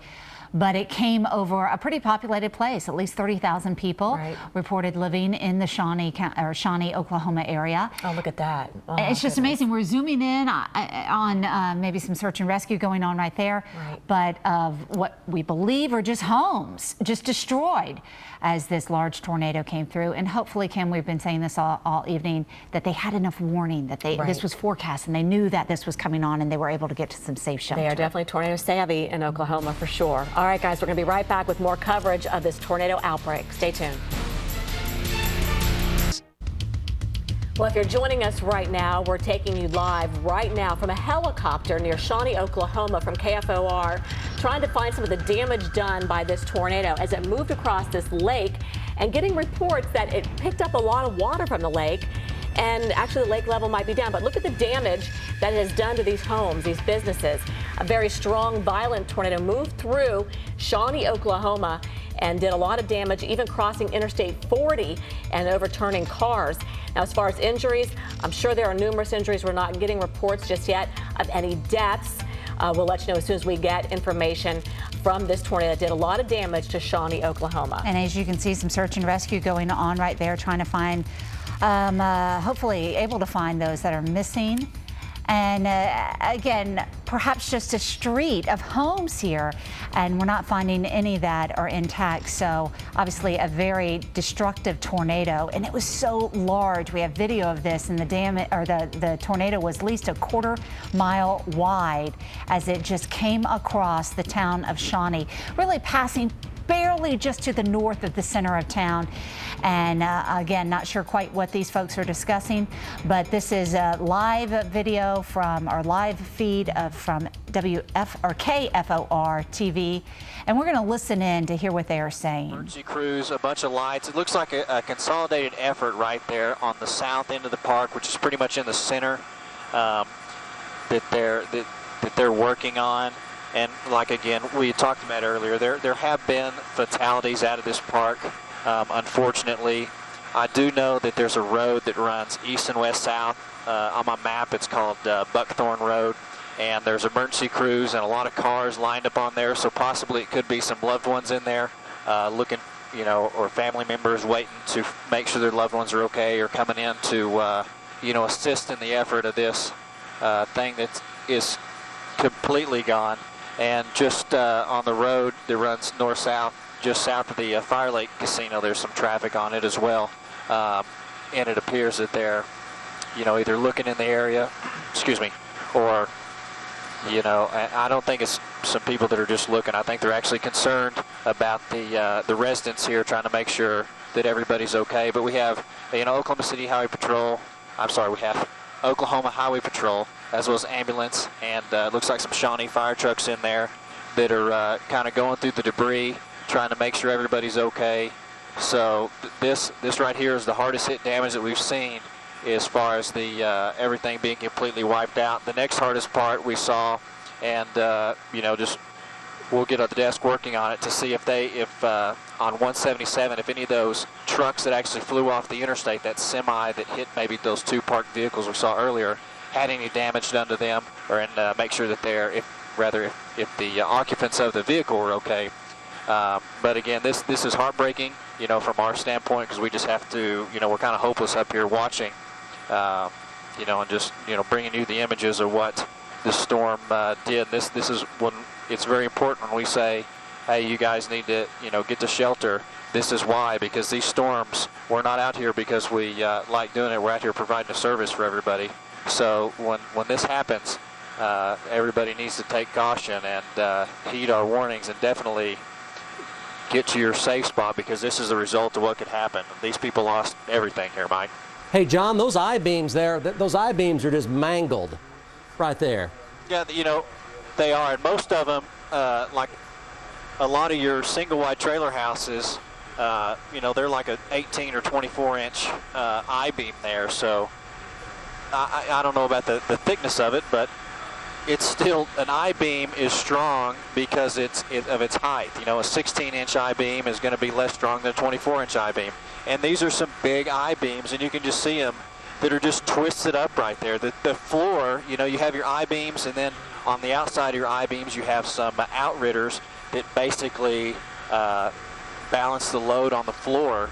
And as you can see, these right here, then they have plywood, screwed to them. It's gone. The plywood has been physically sucked off. The I-beams, the outridders, everything else is gone, leaving just, some metal. And as you can see, the two firemen right there kind of going through and searching the area.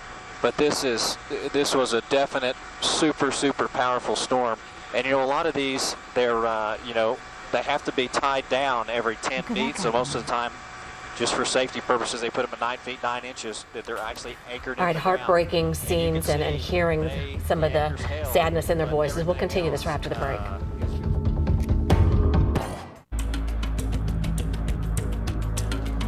And welcome back to our continuing coverage of severe weather, a major severe weather outbreak across a lot of the middle of the country today. We've had a number of large tornadoes rolling across parts of the countryside in Kansas and also in Oklahoma. We've gotten reports of damage, unfortunately, some pictures of some pretty serious damage with violent tornadoes on the north and south side of the Oklahoma City metro area. Those storms now settling down a good bit, but there are still warnings to tell you about, and we'll get into that here in just a moment. Let's take a look first of all at the satellite picture and show you what happened earlier today.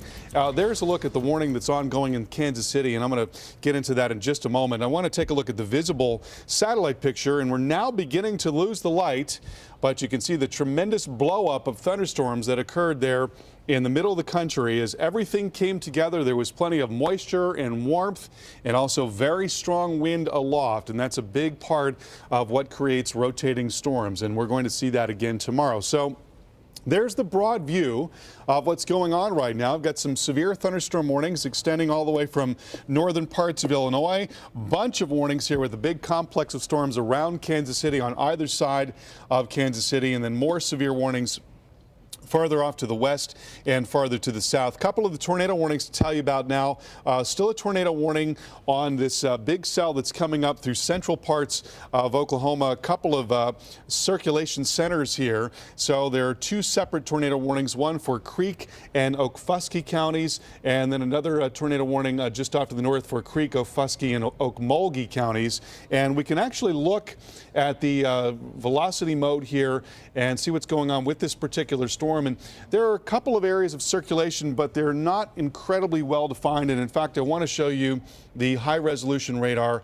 Take a closer look at that and see what's going on with that. It's really interesting, actually. This thing had a big circulation center right in the core of the storm, and that's generally not where we look for tornadoes. You look for tornadoes on the southwest side of a circulation where the storm can take advantage of the inflow, that warm and humid air that feeds into the south side. But there's a circulation center right in the middle of that core, and just a huge area of very heavy rain that continues to lift up to the north and to the east. And certainly there is still a tornado threat here, as there is still a broad circulation within that. But I do think the threat is not what it was just an hour or a couple of hours ago. So things do appear to be getting a little bit better across parts of Oklahoma right now. Now on into Kansas City we go, and you can see this big line of thunderstorms that's now moving in. This is probably going to be the dominant mode going forward. It's those individual cells that become supercells and produce tornadoes and very large hail. But once those supercells start to merge with other cells and then they start to ride along